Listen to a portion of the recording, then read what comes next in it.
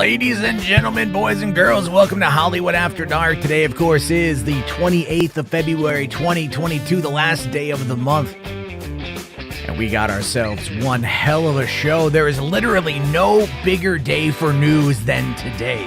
It's not just the Batman rumors, folks. It's not just Putin getting a beating from Hollywood. It's a whole bunch of other stuff that you may not know about yet. We got trailers.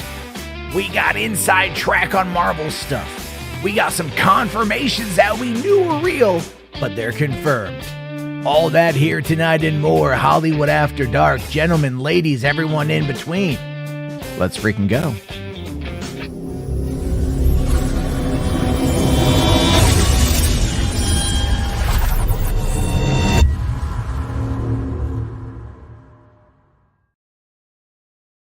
Hey, what's going on, everyone? How you guys doing? Welcome to the party. Welcome to the show. It is, of course, it's the last day of the month.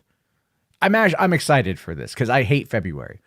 Not that February has done anything to me personally, but it's just where I live. If I can survive the month with no snow, then we good. It's been cold. It's been rainy. It's been icy. But my friends, no snow. No snow. In fact, right now, it is like 50 degrees outside and it's raining. It's humid in the Northwest. Go figure. But here we are talking about movies. Like I said, guys, tonight's a big night. There's a lot to talk about. There's a lot going on, a lot to discuss in regards to the movie news of the day. The big one everyone was waiting for was for the fabled The Batman Rotten Tomatoes score, which, look, let's be fair right off the bat. You probably shouldn't care that much about a Rotten Tomatoes score. It's not going to fundamentally change your life. It's not going to take you out, buy you dinner, take you to a show, and then give you a handy in the parking lot. It's not going to happen. But it is kind of a metric to gauge what other people have thought about it and, make your own decision. But here we go. The Batman. But there's a lot to get to tonight. I have more. See, this is the thing. I realize I overplan the show, right? I overplan it. I make it too complicated. I'm like, yeah, let's talk for like an hour, hour and a half, and I'm going to bring out like 15 fucking things. It doesn't work that way. So I'm thinking about doing an after show, making that an exclusive for channel members and Patreon supporters and whatnot. Still giving you guys the awesome Quad experience, a Quad Squad experience, but then adding on a little extra at the end. Little stories that I didn't feel like bringing up in the main show, because sometimes that happens. I'm still toying with the idea and figuring out how it all might work. But in the meantime, I do want to talk to you guys about something very important to me, and that is, of course, Podio Commentary. I do pimp this all the time. YouTube.com/Podio Commentary. Link is pinned in the chat right now.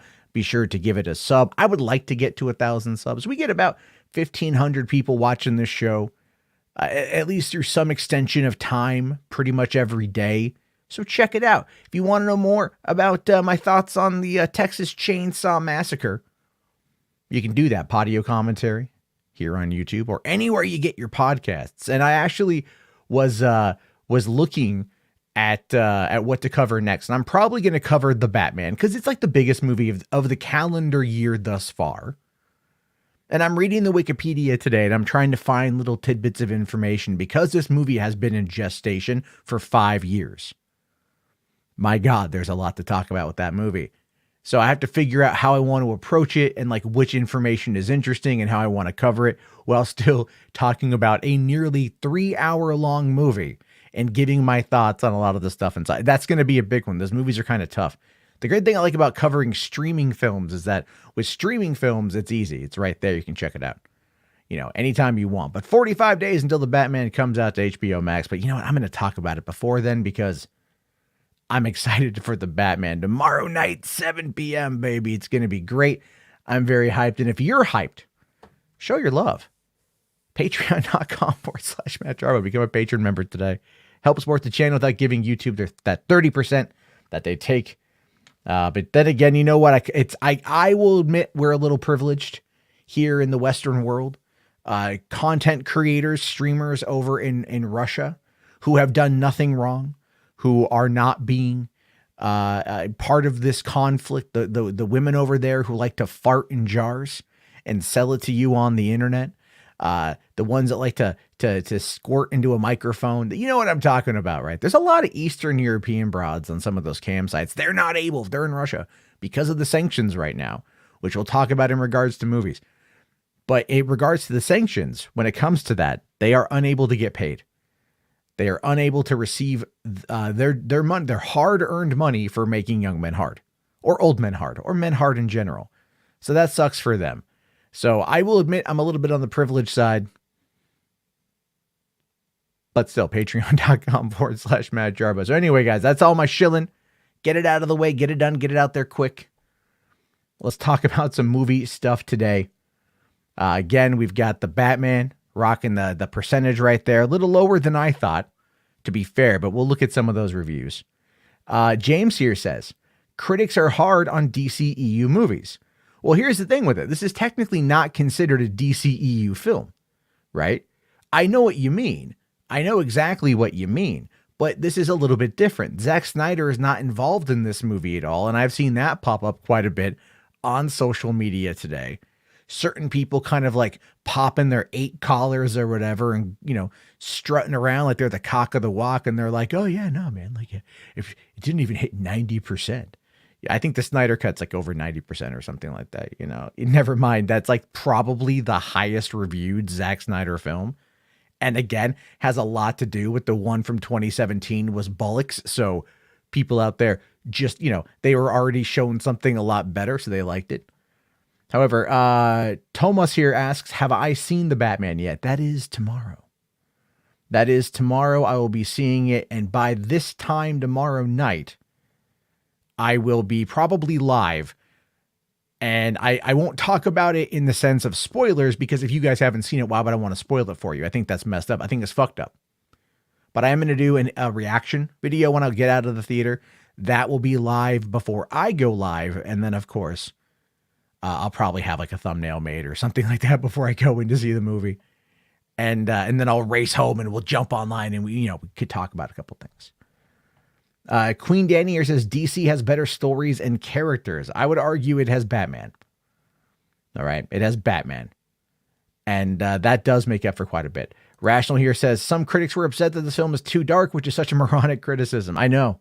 Oh, I know. I saw the person who was all like, oh, this isn't your kid's Batman. Like the Batman never smiles. And you're like, yeah, because he's beating the shit out of people. He's vengeance. He's rage. He's anger. You know what I mean? He's a fucking vigilante. I don't get that when people are like, why doesn't Batman just like gently pick up criminals and take them to jail? Well, because he's a vigilante. He doesn't follow due process. And here's the thing with that. If he would pick them up and he would take them to jail, it wouldn't matter.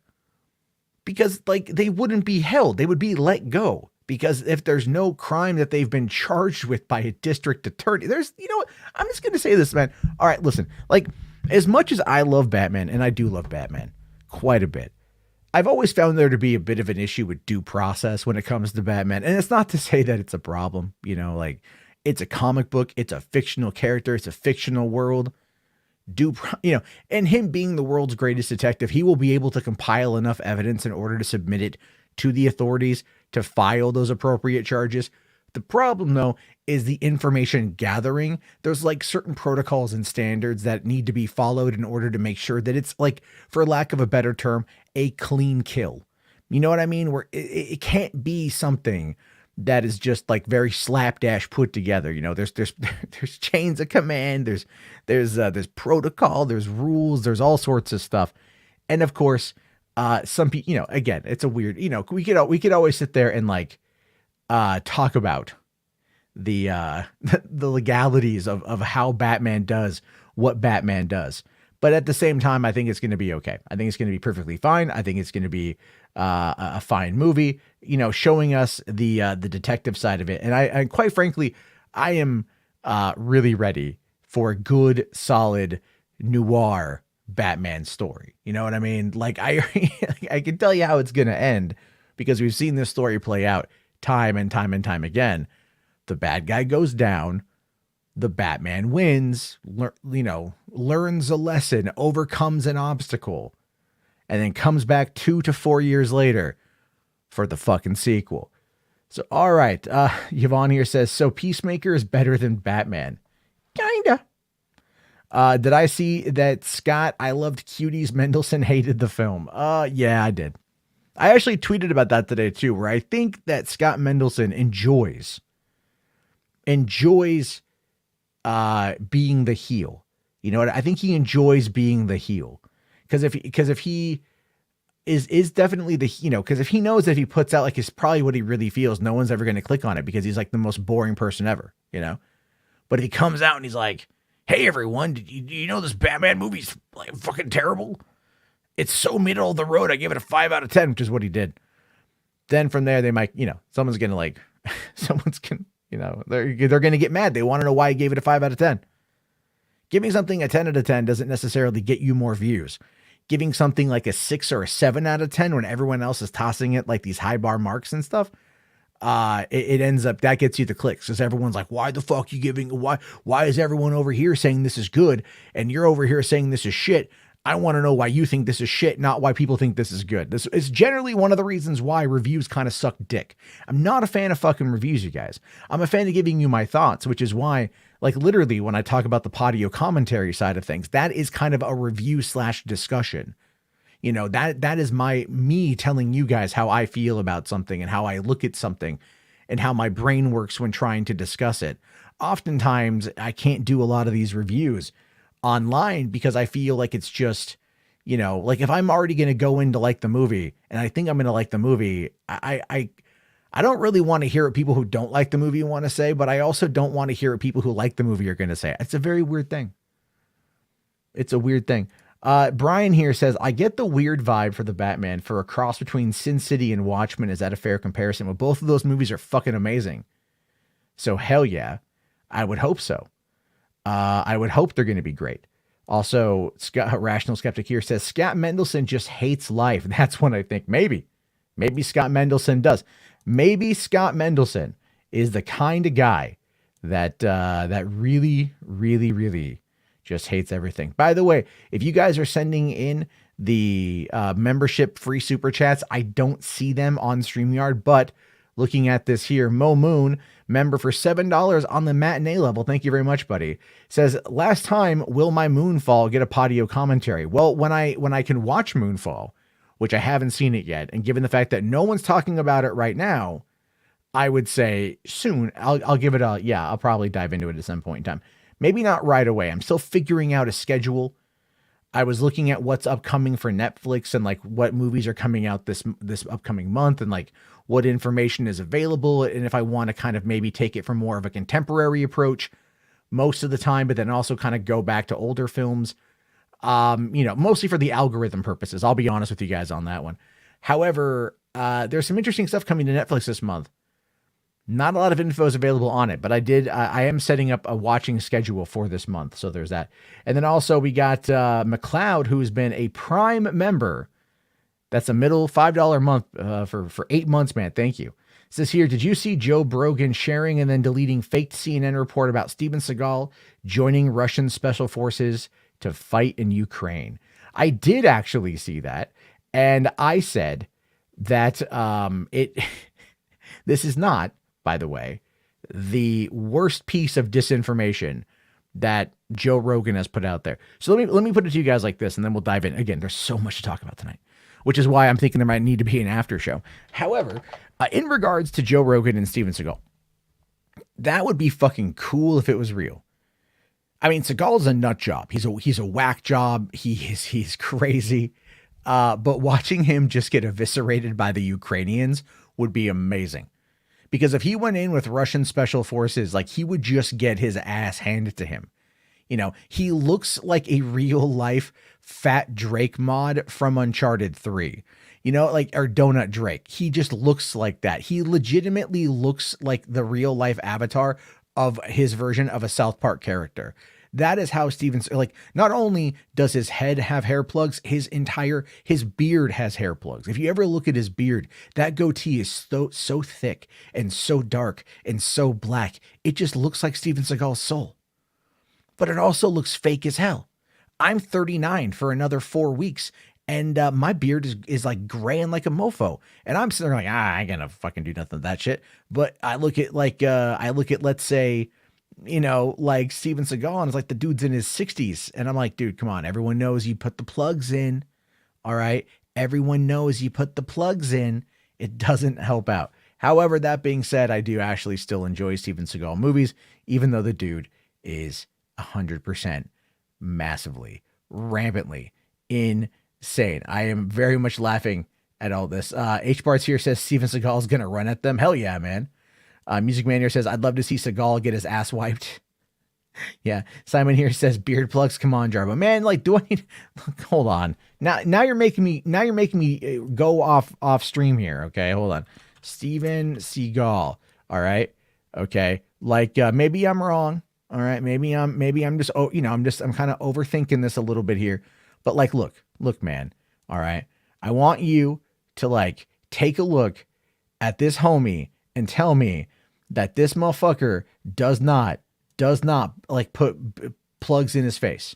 All right. Like he puts plugs in his face. Look at this right here. I want you guys to see this. Okay. Look at Seagal. All right. Look at Seagal. Look at his hairline. Okay. He's got the Joe Biden special. All right. He's got the Joe Biden special. He's got hair plugs going on there. Probably took it straight from his ass, grafted it to his head. And then look at that beard. That beard is definitely dyed. Maybe not the plugs, but it's definitely dyed. Let me get some help on this. And RJ. Beard plugs on his face.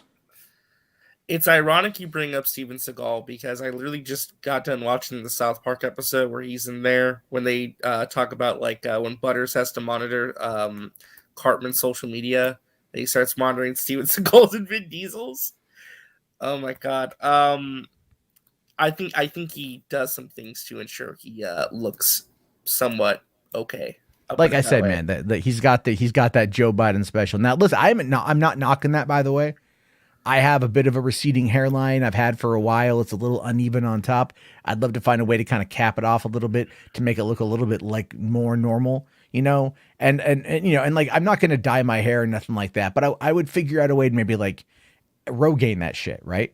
And I'll admit that I'm a vain person. I'm a van, whatever the fuck that means.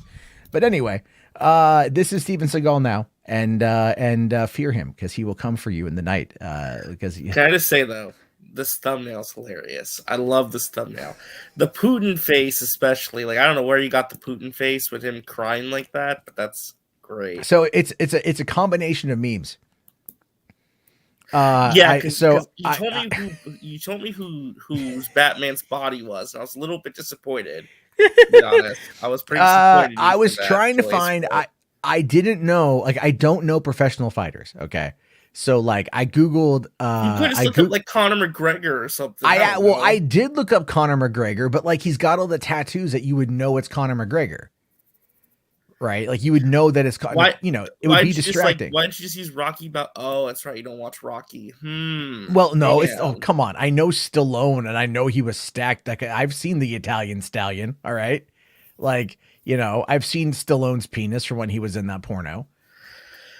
So here's the real question I have for you, Jarba, though. Will this thumbnail be used in history textbooks? God, I hope so. The year 2022. God, I fucking hope so. I still have all the source files. I will make that Putin meme just on its own. Now, I did use Butterbean. You could spread on the Russian internet. There we go. Russian propaganda. But those are But here's the thing: it's Logan Paul's body on Batman. All right, and like I really did not do well with the photoshopping of like my mouse was kind of going a little jittery and I was running low on time. I might fix it later, but I wanted to look up out of shape boxer. And I just typed in like fat white boxer and I'm thinking like, all right. So then like a dog came up and I'm like, hold on, fat white professional boxer. And then I saw this Butterbean guy. And I'm like, all right, you know what? Like he looks out of shape. And I know Putin, Putin's a vain dude. So Putin's got all those images of him out there fishing and hunting and like riding horseback. And he's all like, hello, I'm Putin. Whatever. And he's like, is this for like your Tinder profile? Like, what the fuck is this, bro? Like, what are you trying to do? And so he is, so I thought, you know what? I'll just make fun of him as being this isolated chunk monster. And the crying eyes is actually the Brendan Fraser crying eye meme. So I believe those are Brendan Fraser's okay. eyes. Yeah. Okay. Yeah. So it's you know what, interjecting a little bit of giving us some 1-2 American patriotism, because I love me some Brendan Fraser. I don't put those eyes on him to be mean. I put those eyes on him because I didn't have time to do Photoshop to make it look like he got beat to shit. So I could only make him cry. Crying's good enough. Crying's good enough. H. Bars here says you use Logan Paul, the disrespect. I needed a male body. All right, that like was in a fighter pose and whatever. Hey, listen, I admitted it. All right, I admitted it. Let's see here. Hold on, Matt. Can you please search Melanie Mac Go Boom channel? She literally called Zoe Kravitz woke. Oh my god. Yeah, I meant to bring this up. I didn't bring it up, but earlier today, I came across. I legitimately came across one of the stupidest fucking things I had ever seen on this goddamn platform. And I will fully admit, like, I am very happy that people today were calling this out. I'm very happy that there were a lot of people. I mean, people from across the political, like, I'm talking like into like politic Twitter that was calling this out because of how stupid it was. And hold on, the screenshot did not. Even political Twitter got involved. Even political Twitter got involved to laugh at probably the dumbest fucking celebrity that you guys have ever like paid attention to. And there's a lot of dumb celebrities out there. Oh, right? No, is this what I think it is? Yes, it is. Yes, it is. Yes, it is.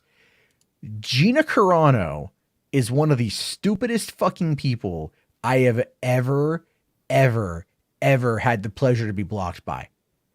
All right. Like, she literally tweeted this out a couple days ago. The moment they lost control of the COVID narrative, cue a war. Straight from one crisis to the next. A scripted reality show sacrificing innocent lives for unquenchable greed. Endless power grabs, no accountability, devastated economies. Never give up freedom for fear. Who is she fucking defending on this front? She is not defending Ukraine. The devastated economies, the no accountability, the endless power grab. Who is that? Who is that reminding you of? This fucker here with the sad eyes meme. Vladimir Putin. Vladimir Putin has been deep in the shit ever since 2014 when they annexed Crimea. The ruble was doing pretty good with the American dollar. It was a growing economy. They annexed Crimea, and then all of a sudden the ruble just started dropping in value.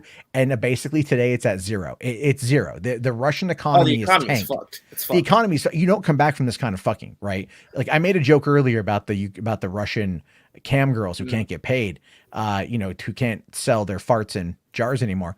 But like, this is the same thing though. It's like Putin is definitely screwed, and he's getting screwed in other ways as well. We're going to talk about that here in a little bit. Yeah, literally the entire world's against him. Nobody supports this. Everyone thinks he's lost his mind. Everyone sees him for what he is now. Everyone wants him removed. And you see shit like this. And you look at, like, this is a person with influence. This is a person who will get retweeted and will get patted on the ass by people like Geeks and Gamers and Ryan Kinnell and Drunk 3PO and all the fandom menace types, even though this is a pro-Russia statement right here. This is an anti-democracy, anti-American, pro-Russian narrative that is being pushed by someone out there who is apparently a quote-unquote free thinker. And I'm not trying to go too political here, but like I've said, Gina Carano is a fucking idiot. She is an absolute dim-witted buffoon. And everyone should point and laugh. Just point and laugh, because at this point, you're talking about okay, look, again, I'm not trying to go too political here, but you've got the literal, okay, it's kind of pop culture related or kind of movie related, but look, President Zelensky was an actor, right? Yes. Okay, so the Ukrainian president was an actor who created a show where he had a rant go viral, and who helped ultimately, he was a teacher who kind of criticized the government. The rant went viral, and then he became the president. That was his show. Then he became the president of the country. Funny story. Do you know one of the characters that Paddington? He voiced Paddington the bear. Paddington. He voiced Paddington the bear. And Jarbo, what does Paddington represent? Love. Love and everything that's good in this world. Paddington Like, is a goat. he's the ultimate Chad. He is Like, literally the chaddest character ever created. I'm just saying, you've got this guy who has now hit like complete, like astronomical levels of like wartime hero. You know, He's literally he's a, being hailed as like like one of the greatest heroes of the modern era. Like yeah, he's literally exactly. Right. like literally everyone's like bowing down to this man, say like commending him for his bravery. I don't need a ride. I need ammunition. Right. Like him saying that line is just like, that's going That to went echo and shit. viral. That went viral. Viral. Everyone Yeah. was like talking And, about it. Yeah. and so it's like, so what you've got is you've got this power hungry autocrat who has an iron fist over his people, who are now in open revolt against him, by the way. Like, they're threatening arrest for if you speak out against the war, and hundreds, thousands of people, tens of thousands of people are taking to the streets in different cities And to again, their protest. economy is crashing, and the people. Oh in their no, it's economy crashed, crashes dude. This is is worse than the Titanic, right? Like think about it. If the Titanic went full steam ahead at that iceberg, went like, we're gonna fuck that iceberg up. The Titanic is Russia, the iceberg is everyone else basically backing Ukraine, and down goes the Titanic. And Putin now there is a little bit of concern, obviously, because you never know what's gonna happen. But in this It'd be scenario, like the Titanic was like it was like a military vessel instead of a cruise line, so it has missiles on it instead of like passengers. yeah. There's no champagne. We have nuclear missiles. Well, yeah, and it's like, we don't want to fire, but it's like, I don't know what's going to happen. I would really hope he would back off a little bit, but my understanding is he's pretty isolated in the moment. He may want some entertainment. He may want to watch some movies, but that's not going to happen. Again, we will get to that here. HRS for $5, buddy. Thank you very much. Says, you see, John Kerry said he hopes Putin focus on climate change in Ukraine. What? No. I did not see that at all. I did see that there was some people, especially on the left, that were trying to argue for just like letting Putin have Ukraine, like, don't even fight for it. Just Yeah, I saw that too. It's like, nah, it's not really going to work. That's not really okay. Going back to the Zelensky thing though. So Paddington 3 is a movie that they're currently making. My proposal is to turn Paddington 3 into the modern era's equivalent of Rocky 4, where it's Europe versus Russia, and Paddington is your Rocky Balboa equivalent. I have a better idea. Paddington 3 should just be a modern retelling of Behind Enemy Lines. Whoa. I don't know about that. Just have Paddington take on the Owen Wilson role. And he's just trying to get back to his people. I have to lead the charge. I don't know. I just really want to watch Behind Enemy Lines again. It's a solid movie. It's absolutely a solid movie. If you haven't seen it, it's really good. Came out nearly 20 years ago. Go fucking figure on that one. By the way, 82 people watching, guys. Smack that like. Beat the hell out of it like you want to punch Putin in the face. Does he have a punchable face? Yes, he does. Smack the like and you punch Putin. One like equal one punch. One punch, man. One punch. Anyway, let's move on here. So up first, we had this put out today by the Oscars, giving us the leaderboard for the hashtag Oscar fan favorite. Army of the Dead order. #1. Well, kind of. It's an alphabetical order. Yeah. So they're not saying what's #1 per se. They're just letting you know. But pretty much everybody knows it's between Army of the Dead and fucking Cinderella. Yeah, and it's only because Camilo Cabello, is that her name? Camilla Cabello, I think. Cabello. Yeah. I don't fucking know. All I remember about that Cinderella movie is James Corden and like the viral stop traffic and dance shit. Them asses of themselves. Yeah, and it's no. I mean, like, so obviously Snyder fans are trying to push Army of the Dead. I who knows? They might win. And I'll tell you this though, RJ. After today, they need it. After today, I say give the Snyder fans something. You know what? Just give it to them, because there's also another category. Do you see the other category that's been going around? Oh, the fan favorite. Yeah, moment, the greatest fan moment. Oh, ever. Right. Yeah. The Flash scene from they're pushing that one hard too. Yeah, it's like, again, Twitter isn't real life. Like, literally 8 times the amount of people that use Twitter use Facebook. But here's that's a great point. But did you notice what they said about the leaderboard though for this fan event? No. It is no longer just Twitter. They have opened it up to where you can vote on their website. So, methinks an upset is going to occur, and I think Spider-Man's winning this.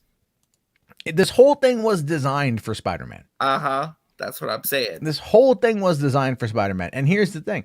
They also, all right, they also have flat out, like, there's no like law that prevents them from rigging the votes, by the way.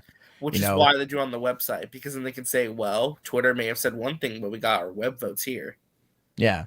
Music Man here says, No Way Home should win. Fuck Army of the Dead and extreme fuck a light on fire Cinderella, for the love of God. Yeah, that's very true. What up, Tim? How you doing, buddy? Thanks for coming by. Yeah, no, I mean, that's kind of the whole fucking point, though, is you look at this and you think, all right, man, like, all right. Army of the Dead is the fan favorite right now on Twitter, but it's going to be Spider-Man No Way Home. That's going to be, I mean, Sing 2 is on there. That's kind of a weird one. Also, Power of the Dog, which is already an Oscar-nominated movie. Yeah, but like, I mean, okay. Like Power of the Dog, Minamata, which I haven't heard of, Malignant, which is a horror film. It does have its fans. And obviously Tick Tick Boom, which is also Oscar nominated. So, I mean, you got some Oscar nominations already in here. Yeah. I'm shocked not to see Encanto on here, actually. Dude, I was listening, like, this morning, I took my kid to school, and on the way, she's like, can we play a song, right? So I play YouTube music. And I'm like, you want to listen to the Encanto soundtrack? She's like, all right. So we rocked the Encanto soundtrack. I'd literally drop her off, and then I finished listening to the soundtrack. Like, we got there halfway through, we don't talk about Bruno. And I'm like, well, let me just kind of reverse that track, listen to that again. So I'm listening to the soundtrack on my own because I like the soundtrack. So it's like, yeah, Encanto should be up there. I enjoyed Sing 2. We've watched it a couple times. Not as good as the first one, but Encanto is really, really, really good. Well, I just want to know, who is standing on Twitter Sing 2? Like, who loves Sing 2 on Twitter so much? I don't know. Like, I'm ride or die for Sing 2, baby. Let's win an Oscar for Sing 2. I do not know. And that, to me, is really hysterical. Because that's a good point. It's like, who is it Matthew McConaughey fans? Is it Reese Witherspoon fans? Or maybe it's just people who are fans of the songs in the movie? I don't know. Or maybe it's the Taron Egerton fans. I don't know. Oh God, Halsey is in it, right? Halsey's in it. Bono could be Bono fans. Bono fans. There's a lot of different groups that can, maybe Bobby Cannavale, right? Maybe they're fans of him. Chelsea Peretti is in there, so maybe she's got her fans from Brooklyn Nine-Nine. Maybe Jordan Peele, her husband, is dropping some stands. Hey, go vote for my wife and shit. I mean, there's a lot of people in Sing 2. It's a solid movie. It really is. But no, it's not Sing 1. Chelsea Peretti's married to Jordan Peele. Yeah. I had no clue. Yeah. Wow. The more you know. Yeah, that's why she. I think she left Brooklyn Nine-Nine because she got pregnant, and she wanted to go. He had already won an Oscar for like Get Out, and basically he was set for life. So she's all like, "Fuck this!" No, I'm kidding. And hold on, Skywalker here says no Cruella. I don't know, man. I just rewatched like the first fucking 101 Dalmatians, both the animated movie and the live action remake from like '96. And the original 1961 original movie is still so good. Dark as fuck, but still good. The 96 remake is god awful. You know why? Because it's Home Alone with dogs. That's what that movie literally is. They Disneyfied it for the 90s. It's Home Alone with dogs. I haven't seen Cruella yet, but nothing about that movie speaks to me in any conceivable fashion. See, it's what a lot of people said, but when they actually watched it, like, this wasn't too bad. That's the implication I get, that people who thought it was going to suck really liked it. So I don't know. Yeah, well, Rishi here says, Sing 2 over Encanto and Minimata, Power of the Dog being here kind of tell me this whole thing is fake and they'll give it to No Way Home, LMAO. Probably. What's going to happen if No Way Home wins, though? Well, if No Way Home wins, it's going to be a lot of complaining and crying. Well, here's the thing, just for clarification. What even happens if you win this thing? Well, okay, so if you actually get an Oscar or no? They get an honorary Oscar. So they actually get a golden trophy.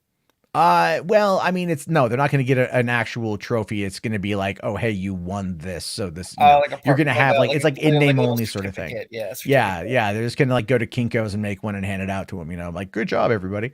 But what it is really is it's a contest. It's a contest for the people who are doing it. So it's like, or the people who are entering. Vote. You can vote 20 times a day for your favorite movie, blah blah blah. But if you get selected, they're going to do 3 people. And I actually meant to do a whole segment on this, and I should. Not right now because I don't have it brought up. But I was reading the terms and conditions of this contest. There's a morality clause. Oh, really? Yeah. So if you get randomly chosen to win this contest, which basically means that next year they're going to fly you out to LA, like you and a friend. They're going to fly you out to LA, put you up in a hotel, and you and 2 other randomly selected contestants are going to be able to present an Oscar at next year's Academy Award. That is how they're wanting to get you involved, right? You could win a trip to Los Angeles in order to, take part in this whole fucking thing. But if you are found to be a poor moral character and you're a winner, then they can reserve the right to kind of yeet you out of there, right? So it's like, I'm like, well, I'm out. I mean, I don't think I'm a poor moral character, but I have some blemishes in my history, right? Like I have some blemishes I will acknowledge and I've apologized for.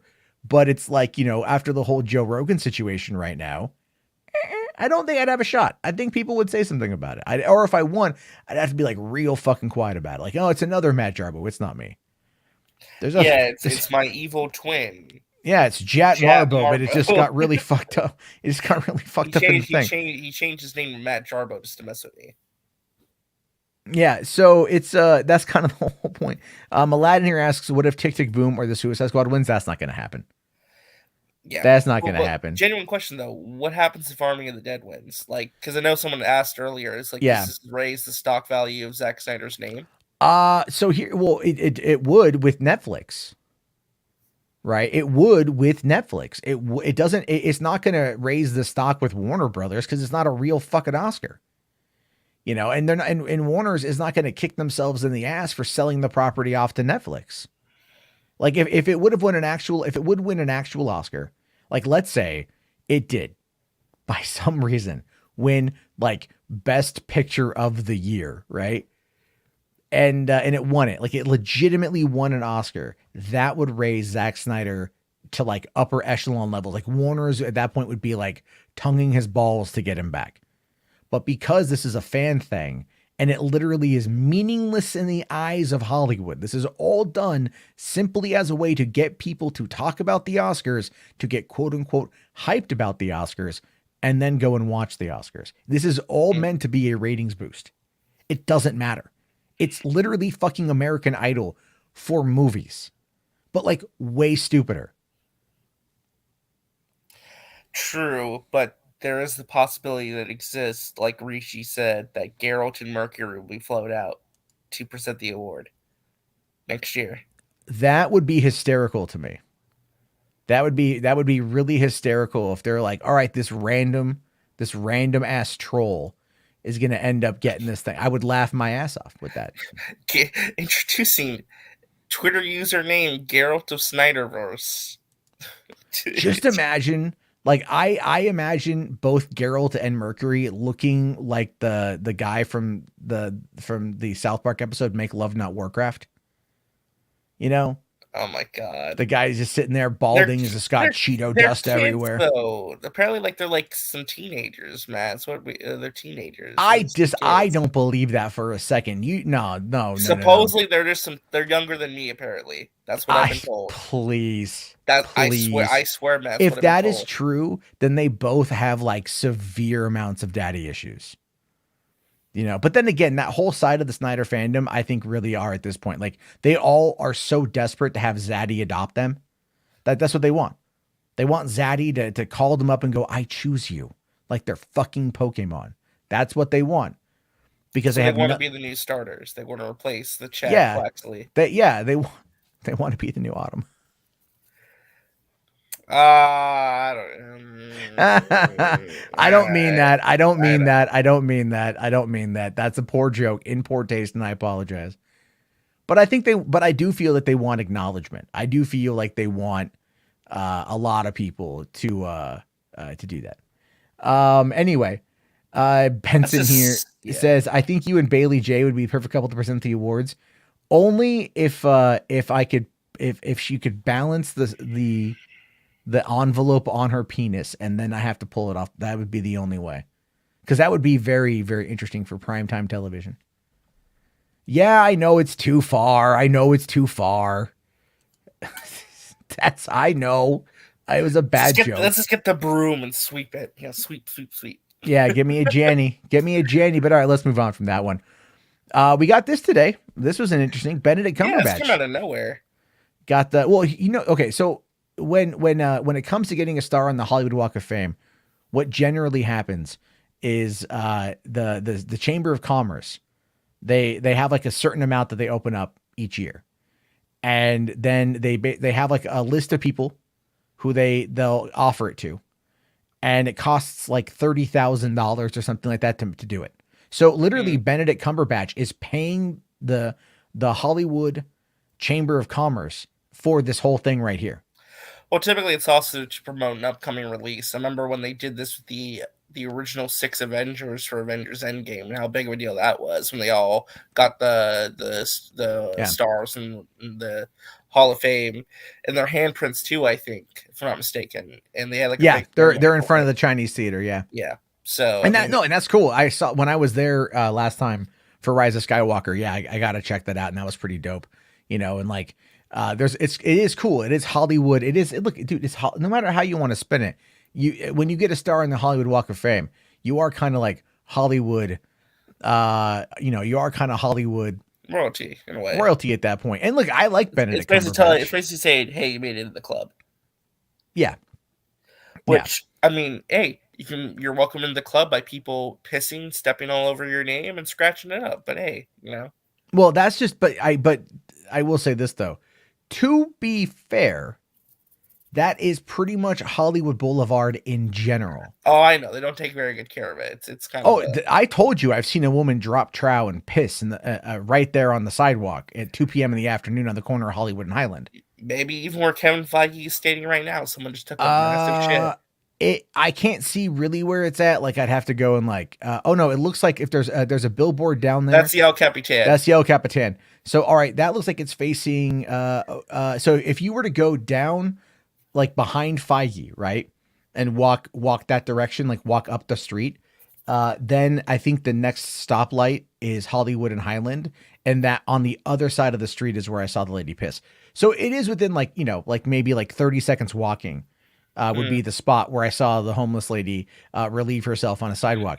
But but it's, and again, I'm not trying to be a downer. I'm just injecting some levity in this. I genuinely do think this is really cool for him though. I'm glad he's getting the star. It's a nice ceremony. He gets the praise. He gets to his peers get to induct him. It's a cool moment. Like, don't make any mistake of that. It's a cool moment. Oh yeah. Oh no, absolutely. I think it's going to be really good for him, and I think he's earned it. I do like the quote here that he said, Kevin Feige says, "You deserve this honor for being the first, the best, and the greatest, the only Doctor Strange," which people got mad at that because apparently someone had portrayed Doctor Strange back in the 70s. Come on, man. That movie, it wasn't even really a Doctor Strange movie. It was some like weird 70s semi-porno film. Like, no. Come on. We're talking like actual Doctor Strange here, okay? Yeah. Well, I just hope that they get us to more Doctor Strange before like another 5-6 years down the road, Yeah, I would hope that if they do a sequel, it would not take as long as it took to get this one. So Music Man here says, as someone who lives in LA, it happens a lot more than you think. So yes, Kevin and Benedict are standing in pee. Most likely. Yeah. Most likely on that one. They probably cleaned it up, though. They probably washed I'm sure they cleaned it up here. Ben sent for £2, buddy. Thank you. Says, Olsen signs a 7-year deal at Marvel. Solo movie next. I think they are going to give her a solo film. I do think we are going to get a Scarlet Witch movie, especially because, the trailer for Multiverse of Madness does go back to Westview. So they are tying it into WandaVision. That was clearly a massive show. That's the question, though. Would it be a solo movie or a spin-off Disney Plus series? I mean, that's the question. That's tough. That's tough, man. It's all about the money. right? Like Elizabeth But where would Olsen. the money be though? Because I feel like the money Well, the could money. justify a movie, but the streaming numbers, man, that'd be huge. Well, maybe. I mean, look. The thing is, the actors doing the television shows are going to get paid a lot of money to do it, and Feige is there, managing everything. So we'll have to wait and see on that one. But thank you very much for that, Benson. All right. So yeah, Mystic here says Patrick Stewart will be in the Multiverse of Madness. We will talk about that. I actually did put together a fair amount of stuff tonight. This was interesting though. The Twisted Metal series starring Anthony Mackie is now officially in the works over there at Peacock. That's a huge mistake. For being at Peacock or just being in general? Peacock. Why do you think that is? For multitude of reasons. Originally, Amazon Prime was going to get this show. It's from the creative team behind the Deadpool movies. Yes, it's writers, I believe. So, according to this is from the Hollywood Reporter, they're saying here Anthony Mackie will star in the series, which comes from Sony Pictures Television and PlayStation Productions. Universal TV is also board of the project. The comedy has been in development since September 2021 and counts Deadpool writers Rhett Reese and Paul Wernick among its executive producers. And the Cobra Kai show. Oh, it has the Cobra Kai guy as the showrunner. Okay. You starting to kind of change your mind there a little bit? No. Let me clarify. I don't think the quality of the show will be an issue. My problem is that Peacock as a platform just sucks, and I don't think it's going to get the audience it needs. Well, they need to. I mean, that's why they're going to start scaling it all back. I think NBC is going to start, or Comcast is going to start really. Because the thing is, Peacock is seen as like the lamest streaming service. Even Paramount Plus looks cooler at this point. Yeah. I know. I keep asking myself, what's the point of Peacock? So that's the thing, right? It's like when you have the name Peacock established, like you say, this show's going to Peacock. Most people are like, I don't care. I mean, you did just have the Bel Air reboot, which I actually have heard is actually way better than it has any right to be, which is shocking. Yeah. But hey. I've heard it's good, but it's not as it's still kind of like hindered to the past or held to the past a little bit. Yeah, that's probably natural. It's probably going to be like that, but. Yeah, well, according to this, though, they say here Mackie will play John Doe, a smart-ass milkman with no memory of his past, who gets a once-in-a-lifetime opportunity to make his wish of finding community come true, but only if he can survive the onslaught of savage vehicular combat. So I'm assuming what I've understood about this, so this is a half-hour show. It's a half-hour comedy show. Yeah, like we're talking like 20, 24 minutes. Yeah, and it's going to take place during the during the post-apocalyptic, whatever, and he's got to he's got to get from point A to point B with whatever he's delivering, from my understanding. I mean, I'm not saying this bad. Like, it's, Paul Wernick and Rhett Reese, like, I love Deadpool, I love Zombieland. They did that Wayne show for YouTube Originals that apparently was really good. I didn't see it. They've been around for a long time. They are quick-witted in the writing. I think Anthony Mackie is a good actor. I think he can do kind of like that self-aware humor stuff pretty well. And it'll be interesting to see him and how popular he'll be who knows, away from the MCU. And this is something that I feel like I don't know what the budget on this is going to be. I think by going to Peacock, it's not going to be the greatest of budgets. And PlayStation, I feel like PlayStation. That's my concern too. I'm not sure how much money Peacock would invest in this. Yeah, well, I don't know. I mean, I don't know. I don't know. Who knows what they're going to do with it? I mean, and I kind of feel like this is something that'd be better on HBO or on Netflix. And I feel like with HBO doing The Last of Us and having that relationship with them, because Sony doesn't want to open their own streamer. They'll license out their content, but you figure they got good deals for Sony Pictures Television with Amazon, and that stuff over there is received very well. That might be the angle they want to go, because Amazon would help put up the better, more budget and whatnot. But I think Peacock is desperate at this point.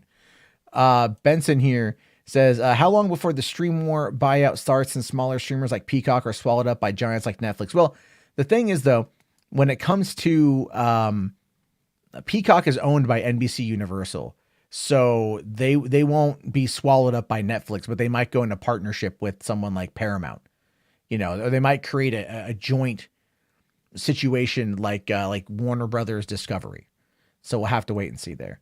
No, I know Anthony is not The Rock, but again, it's like, he still has a fan base. Although at this point it's mostly either Netflix or on what's it called? It's either Netflix or because he's done a bunch of smaller films for Netflix, or it's the Marvel stuff. So again, we'll have to wait and see on that one. But I am curious to see where it's going to go. Moving on here, this is one that I'm not entirely sure if I believe this is real. This came out today from the Ankler. It's behind a paywall. Is the Ankler that new website that former No, THR Puck. guy launched? That's Puck. Oh, it's Puck. Okay. Yeah, it's Then Puck. what's Ankler? It's another one. It's just another Okay, one. I heard it came from Jeff Snyder. That guy used to work from Collider. Maybe it was. I mean, those guys, they some of those guys have their inside track and whatever. Like I was telling you earlier about the scoop I got. And yes, yeah. And I'm not talking about that yet. Yeah. I'm not talking about that yet. But whenever you do reveal it, it'll be a big Well, moment. I want to, I was tossed. I was handed something today by somebody that I trust, and it's a big one. But I'm not too familiar with all of it, so I want to kind of catch myself up on it before I talk about it, so I can provide, I guess, some context. Plus, I think given what the information is, you gotta be very careful how you word it to make sure it's, presented in the best way. Yeah, exactly. So anyway, apparently Beetlejuice 2 is moving forward this year with Michael Keaton and Winona Ryder reprising their roles, and it's going to be produced through Brad Pitt's company Plan B, who actually is pretty good. They've done some pretty decent productions. They have, yeah. Brad Pitt's a really good producer. Yeah, but then like I don't know if Tim Burton is going to be directing this because he's off doing that Wednesday show right now. Yes, for Netflix. Okay, so I think in the article they didn't mention it, but I think it was name dropped that they do expect Tim Burton to come back and direct. That's the only thing that makes sense. And with Michael Keaton winning the award for Best Actor in a limited drama series last night at the Screen Actors Guild, that's a pretty big one. That's going to elevate his thing. Well, also it shows that Warner Brothers is very committed to him. Think about it, like Batman, Beetlejuice, like they want him in everything, basically. Well, I mean, that's very true. Yeah, that's very true. I mean, and he's not only going to be in The Flash, but he's going to be in Batgirl. So November and December, we get appearances of Michael Keaton in the Batsuit. Like that's fucking insane. Like that's really insane. So yeah, I would agree with you that currently, and then also he's in Morbius. He's in Morbius as well. Oh yeah, that's right. So and there was a trailer. We'll watch that here in a second. There's a lot going on today with this. With Michael Keaton is having a day. All right, Michael Keaton is having a 5-star day. He's basically having the greatest payout to live the rest of his life with ever possible for any actor. If you think about it, just in terms of like the most all this high profile stuff, his career coming full circle. So good for him. Get that paycheck, man. Get that paycheck. Skywalker Briner says, thank you for the $5 super chat. Says, this movie has been in development hell for 30 years for BJ2. I would like a BJ2, comma, 2. Anyway, I'm dreaming this is happening, and plus Hocus Pocus 2 coming out too. Yeah, I mean, well, that's coming out Halloween this year. A lot. Yeah, I cannot believe we're getting Hocus Pocus 2 all the time. That's insane to me. Show me a trailer and then maybe I'll get excited. Like, I mean, I remember seeing Hocus Pocus in theaters when it came out. I was a kid. I enjoyed the movie. I watched it again on Disney Plus the last couple Halloweens. It's an enjoyable seasonal film, but it's not one that I don't know what you're going to do to be able to really recapture the magic that was the first movie. That's a great point, but you know what? We're getting it, and I think it'll be something good. I think it'll be something special. Hopefully. Well, I'm hoping. But then again, look, man, with Home Sweet Home Alone, how bad that was with that was different though. There was no attempt to try and honor the original. That was just being like, let's just make another shitty Home Alone movie, which there's already been. Well, they had Buzz McAllister, McAllister pop up for a second. Did you know that he just got busted for domestic abuse not too long ago? Are you fucking serious? I'm seriously. Yeah, the actor who plays Buzz he got arrested for it, I think. It's like, oh, canceled. You're not coming back for the reboot, buddy.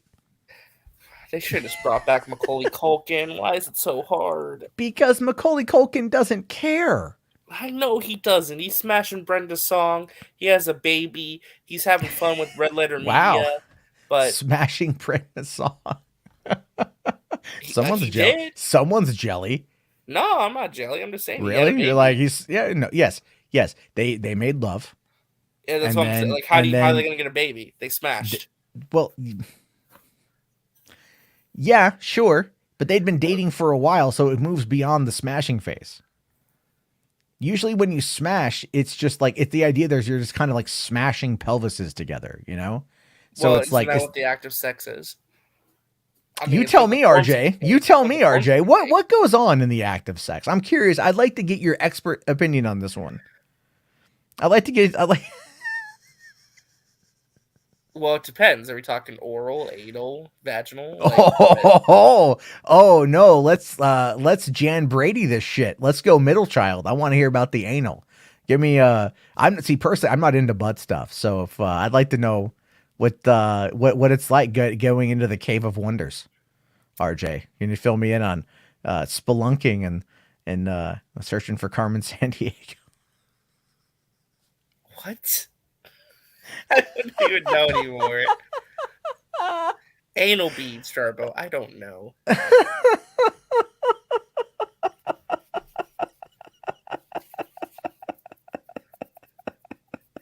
All right. Anyway, uh,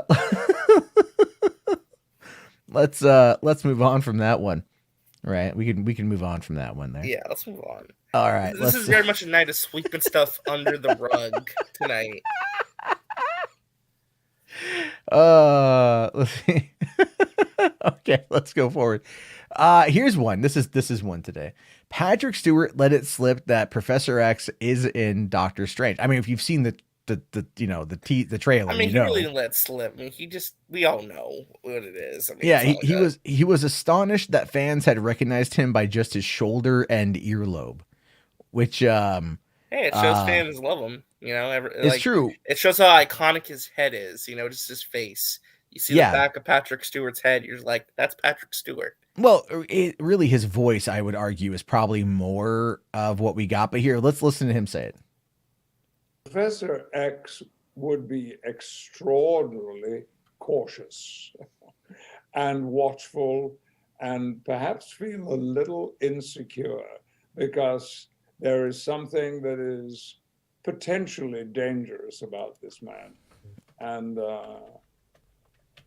I think that would put Professor Xavier on guard. Okay. Maybe that was the wrong clip I grabbed. But anyway, that's not the right way. Well, either way, It it's kind him. of is. I mean, he basically say he's describing like his character, like why he potentially might be. Yeah. Yeah, Well, I'm questioning Doctor hearing Strange. Yeah. one of the things people have been speculating is that it's not Patrick Stewart from the X-Men movies.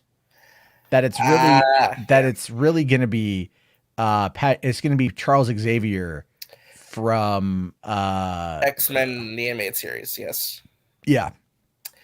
Well, to speak to that point, there are some, how should I say, rumors and visual concept art leaks that did show a golden hover chair. So that is a potential connection. Because again, Feige thinks 20 steps ahead. Wouldn't it make sense the live action version of Professor Xavier from that 90s cartoon who went missing? Remember, Xavier went missing, I think, and that never got resolved. He wound up being a member of the Illuminati. He, ironically enough, played by Patrick Stewart. And you'll see the continuation of the X-Men storyline from that cartoon in animated form next year or like 2024. I'm just saying, it's possible. It's possible. I think it's a bit of a stretch, but you never know. You never know with Feige. Yeah, you never know. You never know what they're planning. I like to tell everybody that they're ahead. Music Maker says, or it could be McAvoy. I think it's. I think this is going to be Patrick Stewart, but I think it might also be like a DH or Patrick Stewart, or we may never see his face. We may just hear the voice. I don't know. No, that'd be cheap. You have to show his face. Well, I mean, we don't know where it's. Well, with this movie though, it feels like there's everything going on. So. Well, the expectation though, man, if this is called Multiverse of Madness, we're not just doing silly voice cameos. You're showing me the full physical character interacting with other physical characters. Yeah. Oh yeah, no, 100%, 100%. I think that's I think like they know not to fuck around because they know that at this particular point, this is what's going to be big for the movie, right? This is this is if you think Spider-Man No Way Home like opened the door, it did, but it didn't blow the hinges off. It gave us something amazing. Whatever the fuck this is going to like, I think absolutely usurp that, even though that was like, I'm not admonishing No Way Home. It's a great movie. But I think this is just going to be like that next step in the Doctor Strange character, and I'm very excited for that. But anyway, let's keep moving on. We had this pop up today, the final trailer for Morbius, which I have not watched yet. And so why don't we give it a watch? Because Sony's already going to claim this shit anyway. So let's have a little bit of fun. Sure. Morbius. Discover who you're meant to be. The bad guy. Bad guy? Batman? I'm Batman. I mean, Michael Morbius.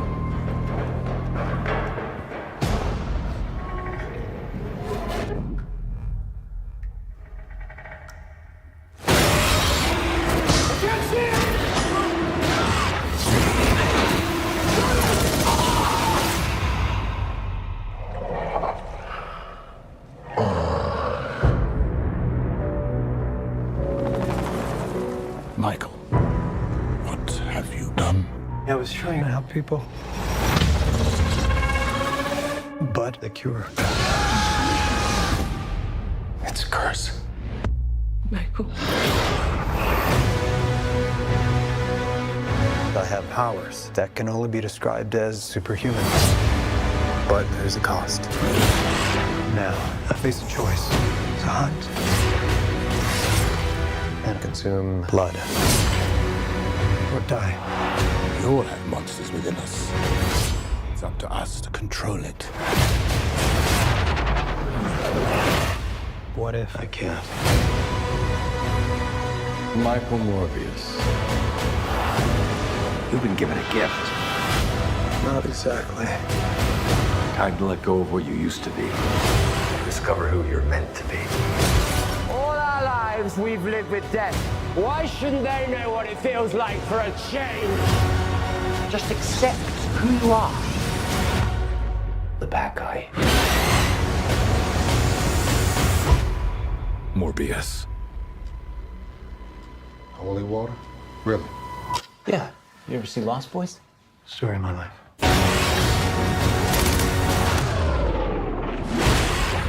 A new Marvel Legend arrives exclusively in movie theaters. All right, April I 1st. like that's not terrible.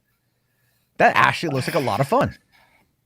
I don't know. I'm gonna give it a chance. My thing is like, I don't hate the fact this movie exists, but after No Way Home, I'm finding it very difficult to care about these villain movies because I'm not seeing what it's building towards. Right? It's a problem when the most exciting thing about this movie to me is why is Michael Keaton here? No, I mean Right. that looks cool, and I want to know like why he's giving a pep talk, right? Like why is Yeah, Agent- and that's my thing. you know. Like, it just looks like a very generic, slocky kind of comic book movie. It looks like Venom was kind of in that slocky territory too. It just looks like a slocky '90s comic book movie, which that's fine. I can I'm- deal with some slop yeah. occasionally. I'm just saying, like I'm not. It doesn't rate this trailer didn't like raise or lower my excitement levels. I'm just kind of like, it's a movie. I'll see it April 1st. I'll believe it when I see it because it comes out April Fool's Day. It's been delayed so many times. I don't even know this is a real movie. I really don't know. Well, to be fair, the Batman was delayed as well. So, and that comes in. But not to April Fool's Day. Well, no, but like April Fool's Day falls on a Friday, so you're kind of like stuck on that, anyway. Oh no, that's a Tuesday. The fuck? Oh no, hold on. Sorry, I was looking at the wrong one. No, it's a Friday. Okay, I was like, wait a minute, what's going on here? No, again, it's not like it's that big of a deal. I think it's going to be fun. Yeah, you're right. The Venom movies are kind of schlocky, but they're fun. Saying, if it's fun, cool. But why should I care? Yeah. Okay. So I mean, look, and asking that question. There's a problem where it's just like, why should I be invested in what this movie is setting up for itself, and why should I be invested in what it potentially sets up for a future that I'm not confident in? Yeah. Because Well, again, it's the No Way Home effect where it's like you're doing these villain movies, including Craven, which I want to be excited for Craven, but I don't want to see these villain movies anymore. Utilize your heroes. You have multiple iterations of Spider-Man you could be using to flesh out your cinematic universe instead. Like, there's a path forward that's a lot easier than what they're doing, and it's just like, I'm not seeing the purpose of this, right? And I'll give it a fair shot. I'm just saying I don't have a reason to care or get invested yet, if that makes sense. So. Sure, I get that. And that might take a little bit of time to get there, you know. I think it's this look, the thing is this movie should have already been out before Spider-Man No Way Home. Yeah, it should have. And it's entirely possible that you would have cared more with Spider-Man No Way Home. I think so. If it would have came out in around that same time of Venom, Let There Be Carnage, and before No Way Home, I probably would have been more interested. But it's coming out so late at this point that it's like lost in the shuffle, you know? Kind of like Black Widow. More like New Mutants. Okay, well, yeah, that Phoenix. one. I haven't even seen New Mutants yet. I still haven't watched it. Most people have not still watched that movie. Yeah, well, and I've just heard that it's like also like not good. The trailer was good. I like the trailers, but I just haven't. Some people liked it. Yeah, it's on HBO Max, I think, so I need to give it a shot. Yeah, I mean, that's my thing. Like, it looks fine. It looks like it'll be a fun time. It's just like, and I understand why they delayed it too. I think delaying it out of January was a great move. Spider-Man is doing amazing at the box office, and that was a great decision because you had Uncharted, which is a new franchise with Tom Holland, be like the next jumping pad, the direct like through line from No Way Home to that. So I get why they did it. I think it was smart. It's just like, I don't know, man. I just don't know. I don't know. Yeah, I know.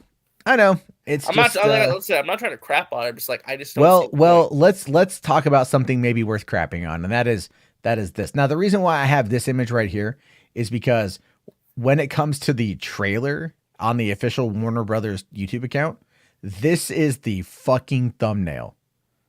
There is no thumbnail for this movie. This is what they put. This is what they put. To be fair, though, they were supposed to release the trailer and the poster the other day, but then the Russian invasion happened. So they did delay it. They put this up the fucking I could do a thumbnail better, and I suck at thumbnails. I mean, like the thumbnail should have been the poster. Maybe I made this one like I was like thinking about it while taking a crap, and like thought this would be kind of funny, you know? Yeah, I get that.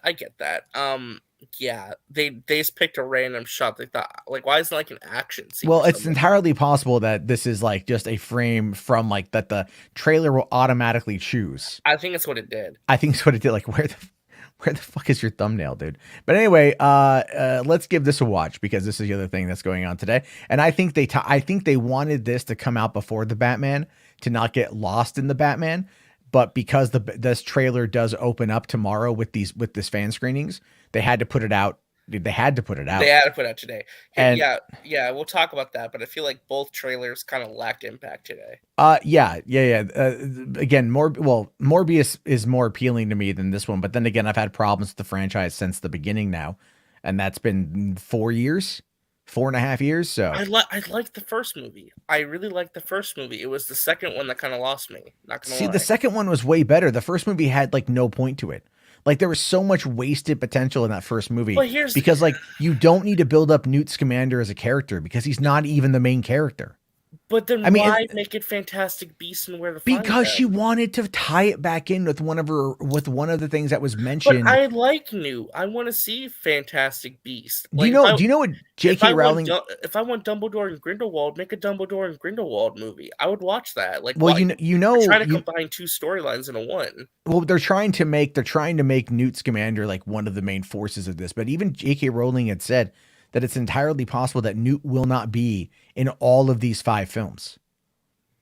She said that back when they announced that it was going to be a five story but that anthology. Makes no sense. It's called the Fantastic Beasts franchise. It's his book. He wrote it. Well, Fantastic Beasts and Where to Find Them is the first one. The second one is Fantastic Beasts: The Crimes of Grindelwald, and this one is The Secrets of Dumbledore.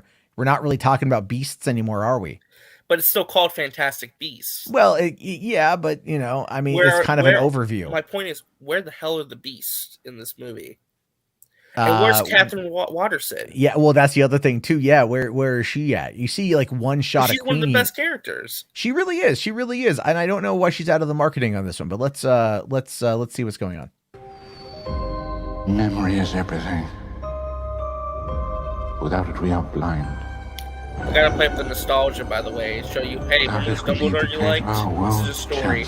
That's not the Dumbledore we like, though. Oh, you're more Richard Harris guy? Yeah. I get you. I'm sorry to disturb you, Albus, but I've just received troubling news. Tell me, what is it? It's Grindelwald. Our time is closed, my brothers and sisters. Our war with the Muggles begins today! The world as we know it is coming undone. If we're to defeat him, you'll have to trust me. Mr. Kowalski, we need you. I said I want an out and I want out.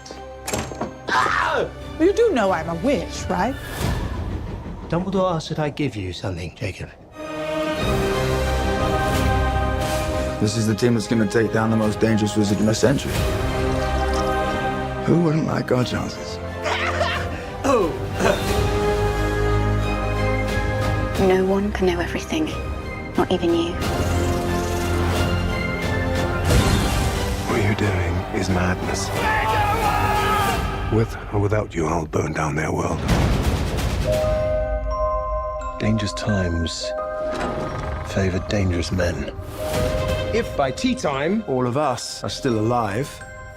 You should consider our efforts a success. Mr. Kowalski, my pleasure. do you really intend to turn your back on your own kind? It was you who said we could reshape the world. Even if we make mistakes. We can try to make things right.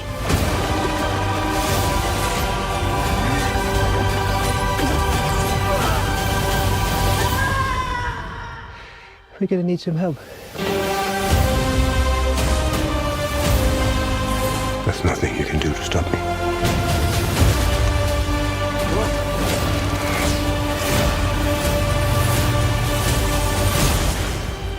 Things are not quite what they appear.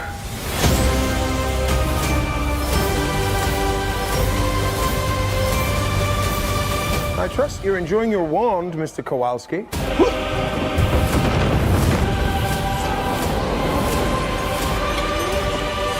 Can I keep this?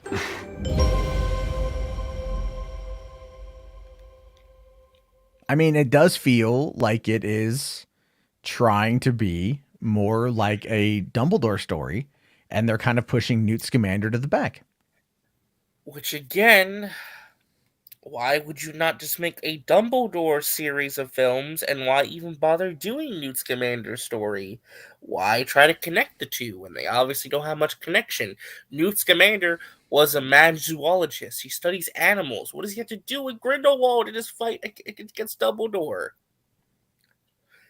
It's just, I want to be excited for this. I really do. I like Harry Potter. It's just, I like Harry Potter too, man. But like, look, here's the thing with this movie. Okay, Stephen Kloves was brought in to save the fucking script. They delayed the filming of the movie by like 6 months. You know what the problem is too, real quick? I don't give a fuck about Ezra Miller or his character. Not one goddamn bit. He's the main focal point. He's like the MacGuffin. It's Credence, right? Yeah, Credence. Yeah. Credence, like, oh my God, is just, I don't care. I haven't cared. Like, he was interesting, like when he was like the little boy who you thought was gonna like take a wand and just start eviscerating muggles. Like, you know what? Like, hey, you're cool, kid. Don't go to school today, kind of person. You know, like when they were doing that, that was interesting. But the second movie was just kind of like, it just was, the script was so bad. And to for clarify, the second movie. I know the story in the books. I know the relationship between Grindelwald and Dumbledore. It's a great story. It deserves to be its own movie, focusing on Dumbledore, not this homogenized thing where it's like Dumbledore or following Jacob and Newt and trying to continue off the Queenie and the storyline and all that. I don't think it blends well. I'd rather just be focused on one thing, do that one thing really well. Well, right? I think it's like, I think they have to do it because they realize that they bit off more than they could chew. Well, they started doing that in the first movie. That structurally, the franchise was fucked from the beginning because structurally, you shouldn't have connected these two very different things from each other. Yeah, it should have never been about Newt Scamander. Like, not at all. No, not if you wanted to tell this story. Like, so it should have just been a Dumbledore prequel series of 5 films about his war with Grindelwald. I think that's what, like, it was always the intent, but they needed to, like, kind of find a way to, like, you need to have a central character that is going to kind of be the everyman character. Dumbledore. Dumbledore is not the everyman character, though. Like, there's a lot of everyman character. I mean, like, Jude Law does a good job, but I would, honest to God, prefer Richard Harris's son, Jared. He's a little too old. I think Well, I mean, for, like, sure, at this point, maybe. Fine. But, like, he looks just like his dad, and he's a phenomenal actor. So it's like, you know, and Richard Harris, man, like, I was upset when he died. Like, what, like 2 days after the release of Chamber of Secrets, he died or something? It was like right then. It was very sad. Because I thought he was a really good representation of Dumbledore. Michael Gambon, like, not bad. But he just I like Michael Gambon. But yeah, well, you grew up with it. Like, you grew up with that, though. Like, that's a little different. Well, I grew up with both of them. No, right? well, when I was you a grew kid, up I'm with like, why did both. Dumbledore change? I didn't know. I forget. You were born what, 99? Yeah. All right. I so watched the first 2 Harry Potter movies religiously. So I started really, like, getting into them. Like, I watched the first 3 a lot, and obviously I think the 4th one was the first one I saw in theaters. Okay. Yeah. Well, the fourth one is arguably the worst one. They fucked that from the book so bad. I mean, like, don't get me wrong, Alphonse Cuarón with the 3rd one. Okay. Like, there was so much that they left on the I mean, it was the best directed out of the 7 films, you know, or 8 films. I love Prisoner of Azkaban. Yeah, but they fucked with that story though, RJ. They fucked with that story. Come on. They so fucked with that story. My God. Wait, hold on. Which one are you saying is the worst one? Prisoner of Azkaban? Goblet of Fire, I think, is one of the best stories in the book form. But as a movie, it was there was a lot there that they cut out. Same with Order of the Phoenix. Order of the Phoenix did what it attempted to do, but they could have gotten Sirius's death so much better. Like, there wasn't. It's like an almost 800, 900 page book broken down to, like, the shortest Harry Potter movie. Oh no, I know. But don't get me wrong. Let's not overlook the travesty that was the end of Half-Blood Prince. Oh, don't get me started with that. Right? It was just oh my God, the buildup in the book, and then the movie is just like, hey guys, guess who I am? You know? And then Harry's like, IDK, my BFF Jill. Like, fucking, who are you? I'm the Half-Blood Prince. It's like, peace, Harry, bitches. I just kill, I'm like, God damn it, man. From page 606 to the end of that book, that fucking Hogwarts was on fire. It was a battlefield. You could have done, like, brought in Ridley Scott to do fucking Black Hawk Down Hogwarts style. You know what I mean? Just a gritty battle between a whole bunch of high schoolers, literally, and, like, murderous. It was literally making active terrorism. That's all it was. It was a terrorist attack at Hogwarts. Basically. It really was. And, like, and then what did we get? We got Bellatrix Lestrange dancing in the Great Hall. I killed Sirius Black. Like, shut the fuck up.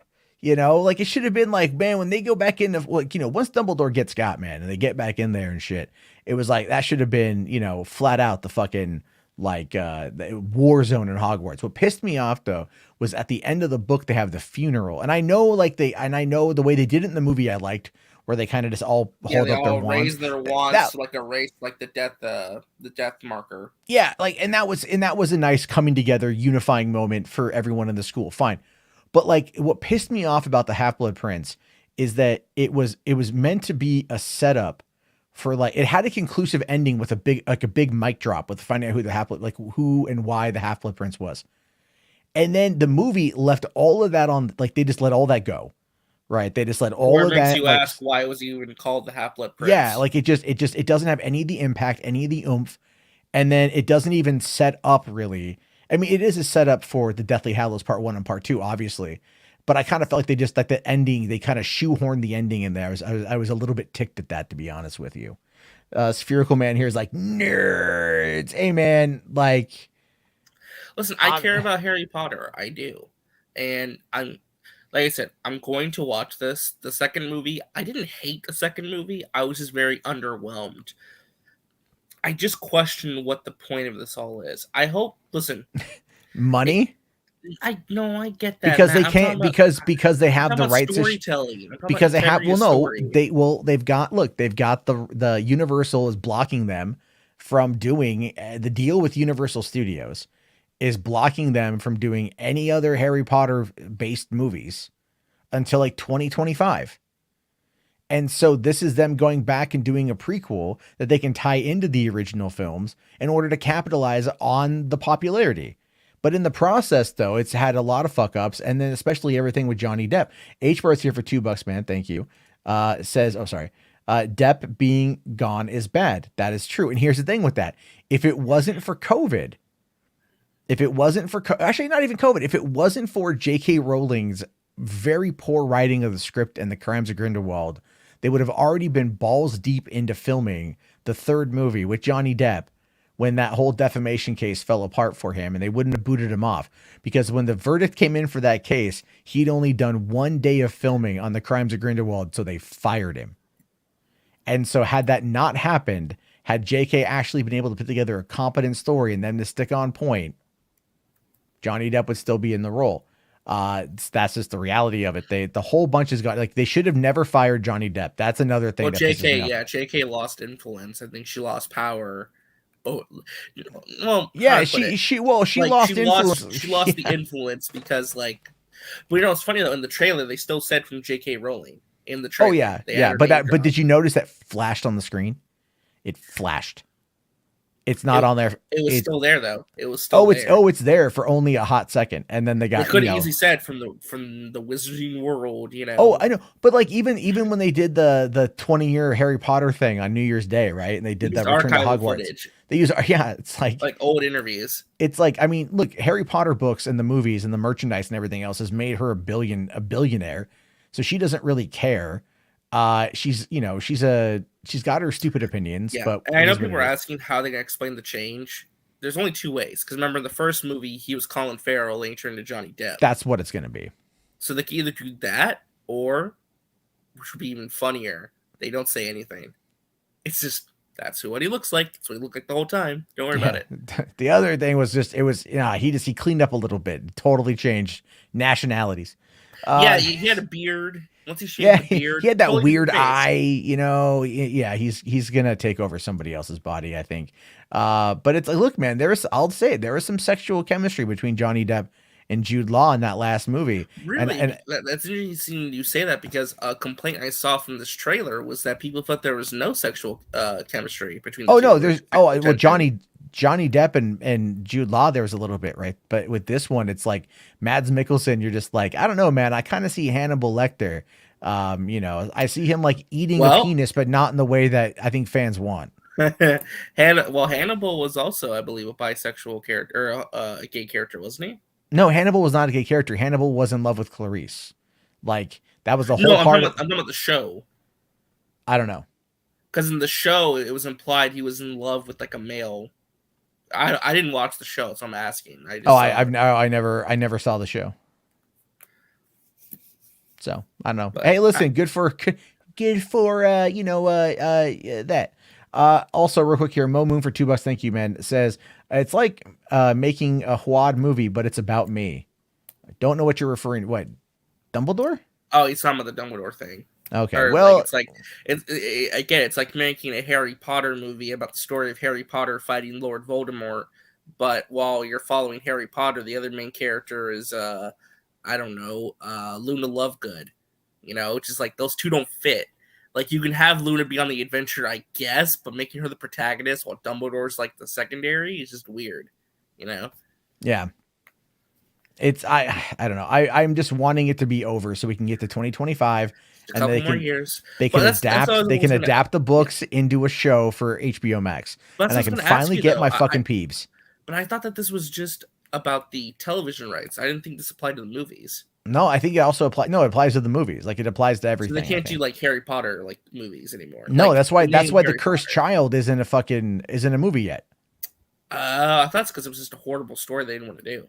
Oh no, they sold the Cursed Child like in fucking hardback. I know, but it's terrible. It's terrible. It's terrible, but it's still popular on Broadway. So, Like, and never mind the whole, oh my God, the controversy when they cast the black actress as Hermione. Oh my God, I remember that. Like, it was like, oh fuck, here we go. You know? So it's all a thing. Do I think like Daniel Radcliffe and Rupert Grint and Emma Watson are going to come back to do a Harry Potter story 20 years later? Only if Warner Brothers rolls up like a dump truck full of money. And I think Radcliffe is, you know what, like he's off doing his crazy shit. He probably doesn't want to go back to playing Harry Potter again. None of them probably do. Well, it was a significant part of their life. It was their entire childhoods. It was literally their life was consumed by this, you know? Yeah. So it's an emotional thing too. It's like they already had to say goodbye to it. Like, yeah, why go back? Right. That's kind of the way I see it. Why go back, everybody? But all right, why don't we move on? Because there's still a bit more to get to, and I do have to get to bed here pretty soon. We've got here. This is coming in from Discussing Film. This is the reason why Putin's getting fucking punched to shit in the thumbnail. Disney has become the first major Hollywood studio to halt theatrical releases in Russia following their invasion of Ukraine. The Batman at this point has also been pulled. This is an older tweet from Discussing Film. The Batman is now not releasing in China or in Russia as well. And that is Hollywood removing some of its bigger films in order to do all that. No, I mean that's Disney. Surprisingly, Disney was the first to make the move. No other Hollywood studio had done this yet. Disney was like, nope. Going forward, we will no longer be releasing any of our films theatrically in Russia. And then questions came out, be like, well, what's going to happen to the Batman? Batman's opening 2 days from now in Russia. Is it going to open there? They said, nope, not happening. The thing about this, which is interesting, is that I wouldn't say Russia's some massive movie market. I mean, typically their movies gross around like in the tens of millions. Like I think at the high end, you know, about like 40 to 50. Spider-Man really No Way Home pulled in 44 million. That's what I'm saying. In Russia alone, yeah. It's not, it's not a lot. It's a decent little chunk. But it's turning the screws to the people is what it's doing, right? It's turning the screws to the people because they're the ones who are going to suffer. Like the OnlyFans models who can't get paid. Well, right? Yeah, like, I mean, it's basically punishing the country and kind of like, well, that's what I was going to ask you. Like what, like, because I'm not as really educated on this. I just from a logistical standpoint, I understand why they're doing this because why you're not going to release your movies in a country where they're fucking invading another country and committing war crimes, obviously. Yeah. But what is this like? Is there like a point to this psychologically from like an American standpoint, like we're getting back at them by not releasing our movies, or what's the point of it? The idea there is to just put the economic sanctions on them. Like if it's not enough to just hurt, like, let's say their economy, you have to start to hurt their will, so to speak. You know, you have to kind of start attacking it from that. I mean, I'm probably wrong on a few things here. I would think that it's just like, for one, it's kind of like this. You know, these businesses are always looking to make money. Back during World War II, IBM could not sell components to Germany because they were sanctioned. So, but they did, and they're actually the reason why, but they did through a third party, I think. And that's how they made the Enigma machine, right? Coca-Cola wasn't allowed to sell Coca-Cola in Germany. So they created Fanta.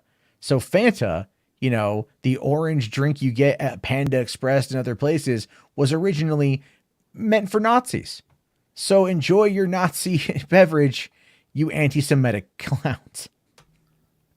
I like Fanta, by the way, but it triggers my diabetes. But, I mean, like I said, this is just it goes beyond even just movies. I think even like FIFA, soccer, they're not going to be participating in Russia anymore. They banned their national anthem and their ceremony and all that stuff at games. So it's like, and do not underestimate the power of soccer and culture. Like in Russia, it's pretty big there too. Yeah, soccer's a big thing, not even just in Russia, but around the world. Oh, watch out for, the Olympics just ended. Funny how they waited to the end of the Olympics to do this, by the way. But the Olympics just ended, so most likely the Russian Federation will not be invited back to the Olympics. So this is going not that it matters though, because again, it just ended. But yeah, it got 4 years till the next Summer Olympics. Plus, you had that one controversy over the 15-year-old Russian ice skater figure skater who had like tested positive for doping, I guess, or some kind of drug. And like, they allowed her to like perform, or to compete, but they would not, if she won a medal, they would just cancel like the ceremony to present the medals. Like literally, they wouldn't. It's such a weird thing. Fuck the Olympics. But where we are with this is just the next phase, right? This is just the next phase. I mean, everyone has turned on Putin. Putin is going to get backed into a corner, and I hope that somebody talks him into, you know, like calming things. Russian soldiers are, well, here's the thing. Those guys from Snake Island, the guys who said, fuck yourself, Russian warship, go fuck yourself. They're alive. We all thought they were dead. They actually were taken prisoner, but they're alive. We found out. So, I mean, but that was some glorious propaganda because it worked really well to unite people against Russia. And now it's an unstoppable juggernaut. The entire world hates Russia right now. Yeah. And with good reason. And Putin, this is Putin's legacy now. Like his legacy's fucked. There's no coming back from this. Right. But so it's really all about, you know, well, I would just say this. I'll try and say this in the most PG way possible so I don't get anything demonetized. But what I would say is, even if he will not calmly retract what he's been doing, there's always the chance someone will force him to. And he doesn't have to be involved. He could be lying on the floor. So, well, you know. And it could be the people rising up, not just an assassination, but, you know. Yeah, it's like John Cena going on Twitter going like, could somebody send like a real life peacemaker in there, you know, or this is the time we could use a real life peacemaker or some shit like that. And then he got roasted for that one. No. You send in Vigilante. Sure. I'd rather send in Deadshot. I'd rather send in Deadshot or Deadpool. No, Deadpool would press the red button. Yeah. You know what? I mean, you think about it for a second, we might have gone too far. So maybe it's time to reset the clock a little bit. I don't know. You know, but look, Benson here makes a good point. He says this is about brand protection, nothing more. And I don't think you're wrong. No, that's a big part of it, obviously. That's a big part of it, but I think it's also done for the right reason. So we'll have to wait and see. Let's see. India, Saudi Arabia, and China do not hate Russia. Not yet. Give it time. There's a reason they're being quiet, though. Oh, yeah. Oh, yeah. No. Oh, yeah. No, 100%. 100%. But anyway, that's what's going on with that one right there. Still, it allowed me to make probably one of the funniest thumbnails I've ever made. So thank you. I just can't believe we're living like the 80s again, man. It really, like, there's a new Batman movie coming out. There's threats. The Cold War. Yeah, War man. 2.0. Fucking, it's crazy. You know, like, there you go on that one. But all right, why don't we move on to, I think probably what everyone here wants to see, what we've been waiting all day to talk about. And that, of course, is the 87% review score on Rotten Tomatoes. Yeah, seems about for right. the Batman. I mean, it's not like, you know, not like the end of the world or nothing. I think that same score as Batman Begins and the original Batman '89 film. Oh, really? Yeah, I believe so. Yeah, when you compare it. Oh, okay. I actually didn't compare. I think the highest rated, I think it's also the same score as The Dark Knight Rises. I think the only Batman movie that got to like 90% or above was The Dark Knight at like 94%. Oh, okay. Well, that does make some sense here. So why don't we take a look here at the page that everyone is talking about here. All right. The page that like broke and reloaded like 8 different times. Yeah. I kept seeing, I was like 96%, 88%, 94%. Like, what's it doing? It's really going crazy. So what we see here is based on 171 reviews. It's already certified fresh. Certified. Well, yeah. With 87%. Says it's a grim and gripping super noir. The Batman ranks among the Dark Knight's bleakest and most thrillingly ambitious live action outings. Read the critical reviews. Now, I did say earlier on Twitter, and I stand by this, you should not let this number determine whether or not you see a movie. No, and you should never let reviews tell you what the fuck you want to watch. Watch whatever you want. I watched some movies like the lowest Rotten Tomato scores like I've ever seen, and I'm like, I don't care. I'm watching this because I want to watch it. Well, it's like, you know, yeah. When I was talking about the Texas Chainsaw Massacre the other night, it's got a 31% critical score on Rotten Tomatoes and a 31% audience score. I thought it was great how it was balanced. But at the same time, I'm like, I enjoyed the movie well enough to where I probably would watch it again. So I don't care what any of these people have to say. Like, I think it's all right, and there's a lot of movies on there that like I'll check out. You'll see like certain films that have, what's here? We got, most popular, right? Like West Side Story. I don't think it's probably, I haven't seen it yet, but I don't know if it's on Disney Plus, I believe. Oh yeah, it did. I think it hits tomorrow, right? Or is it hit today? I think it's already on today. Well, I might have to watch it tomorrow because I do want to see it. The cinematography looked pretty amazing. So let's check that one out here. Rationally for $5, man. Thank you. It says Man of Steel was 90% on Rotten Tomato on its first day, and then it started tanking after days went by. I don't think Man of Steel had it to where there's like already like 170 reviews just in the first day though. No, Warner's was pushing this out to a bunch of different places. Like, this is why I've got to figure out how to get the hell back on that email list for screeners. When I used to live in San Diego and even LA, San Diego, I had a friend hook me up and get me on a list to be added for like all the press screenings and like a lot of the early stuff. So I'd always get those emails like, oh, we're doing this. And like in the summer of 2008, I saw everything early because I got all these invites. In LA, I would do the same thing. I would just kind of, there's screenings for everything in LA. So you get them early anyway. But then it's like, now I live, like an hour outside of Seattle, and like anytime there's something, it's always, it's almost pointless to go to. So that's kind of annoying. Josh, your Order of Reverence says, agreed. And I don't pay attention to Rotten Tomatoes. I don't really buy what they are saying anyway. Well, here's the thing with this is because the critics put their own little spin on this, by the way. So that's kind of the whole point. A lot of some interesting spin. And it's especially in the negative reviews. There were some really interesting comments that I thought were really funny.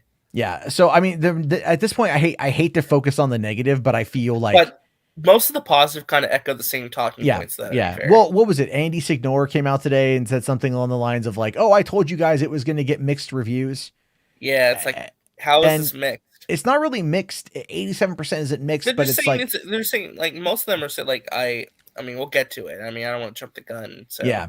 Well, okay, so Steven Silver here from Tilt Magazine. I read that as Tit Magazine. It'd be better than Tilt, I'll tell you that. It'd be better than Tilt. It says, puts the Batman character, there's a typo in there, into a forgettable B- serial killer thriller, one with a needlessly convoluted plot, too many characters, unconvincing twists, and a terrible villain. And I'm always kind of curious, like when I see this, like what exactly did this person do? I'm bringing up another screen here. Let's see here. The last movie they did the Batman, and then the previous movie that they reviewed was Wayne's World, where literally this is what happens. A lot of these smaller people, they start reviewing older movies just to build their repertoire. Just to build up their repertoire here. And so he gave Uncharted a B, but 2 out of 4 for the Batman. Moonfall he gave a D to. Marry Me gave a C. I'm looking at what's new. Said this one here, brainwashed sex camera power. Don't know what it is, but gave it 2.5 out of 5.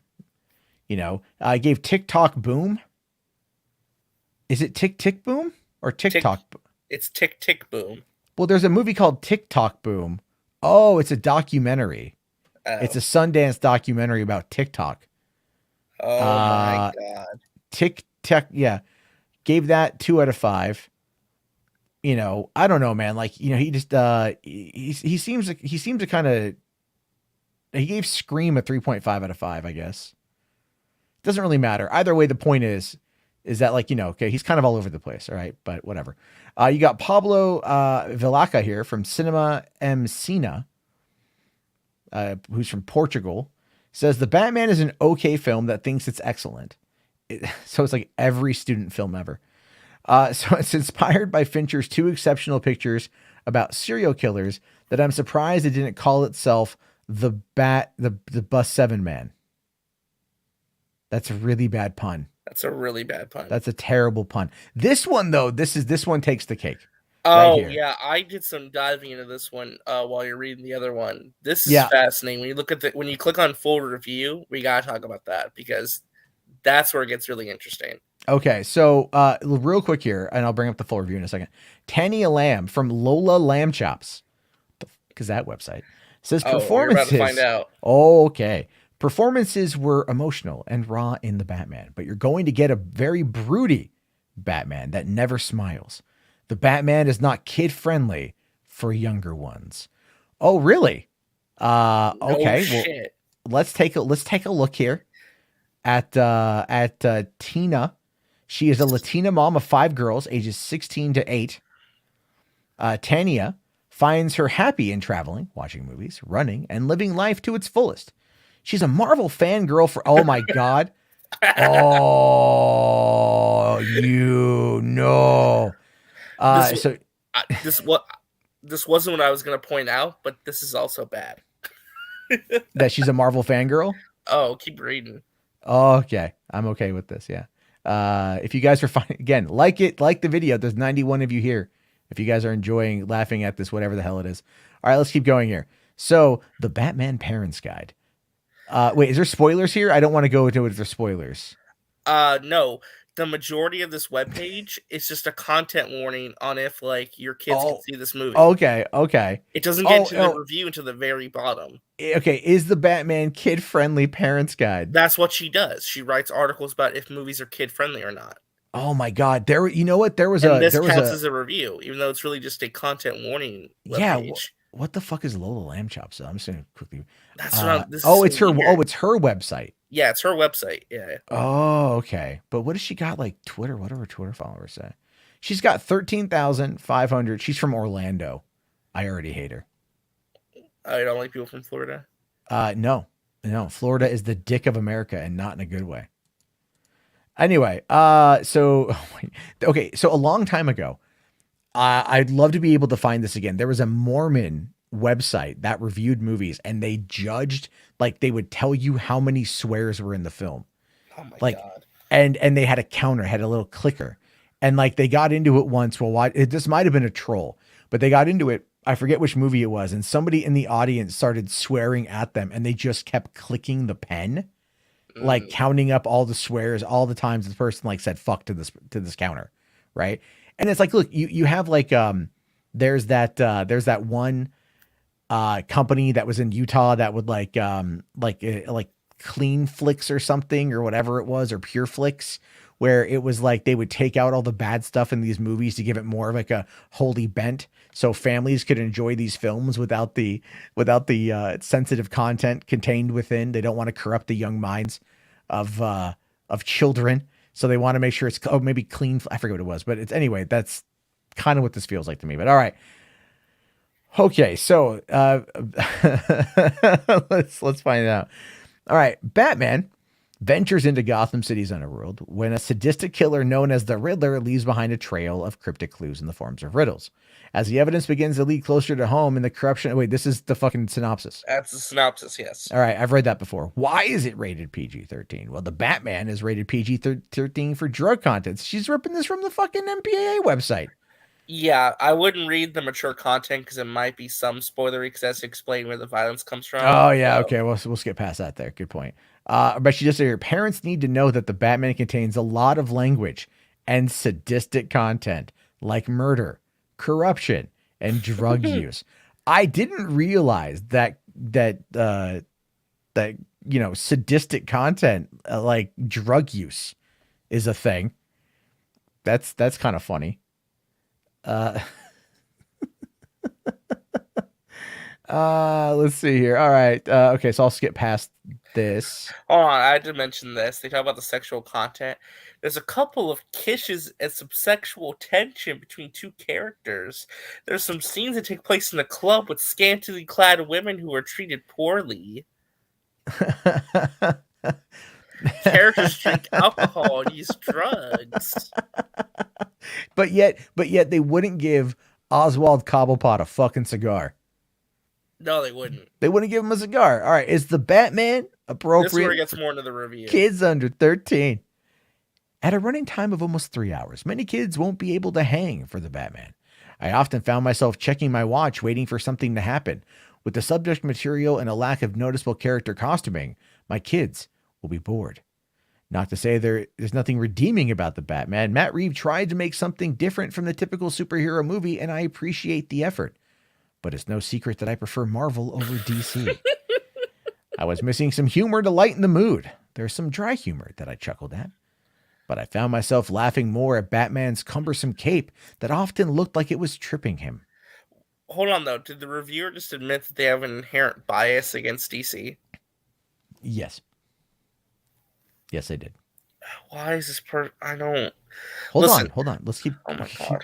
Hold on. Let's get to the... Here we go. I get it. Superhero fatigue. Marvel just keeps pumping out movies and TV shows, and some were not good. But this movie wasn't fun at all. And when I go to the movies, I at least want to have a little fun. I recommend the adult theater then for you. You know what? You'll have fun. Like, if anything, you play with yourself, okay?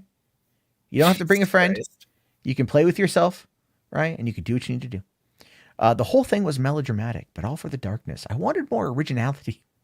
The riddles were hokey, and I felt like just another corrupt city story, a reflection, perhaps, of today's jaded society. And the rain. I'm sure the rain was an indication of just how far deep Gotham was in trouble, but I couldn't handle 3 hours of gloomy.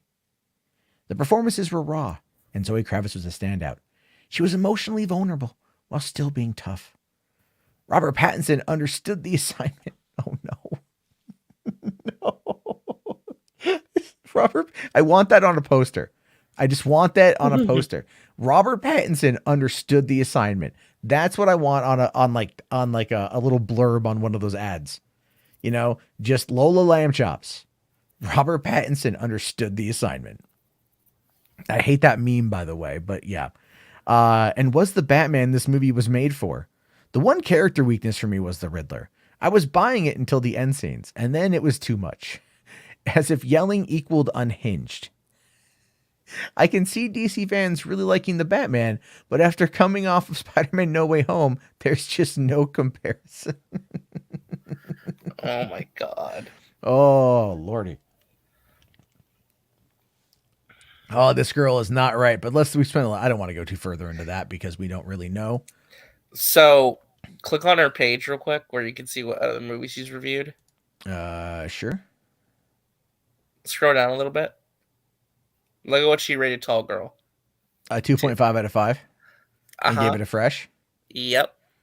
Well, not even that, but read the blurb. The blurb.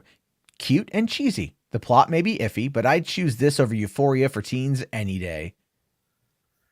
Euphoria's not a fucking show for... Oh, man. I'm losing my mind. Yeah, sounds about right. She gave Spider-Man No Way Home a 4.5 out of 5. And she reviewed it twice. Oh, that's kind of weird. How is that possible? Two different blurbs. Yeah, that's a problem with this, right? Oh, it's from two different critics from the same website. Oh, Lola Lamb Chops, and this is the Wealth of... Oh, wait, hold on, everyone. No.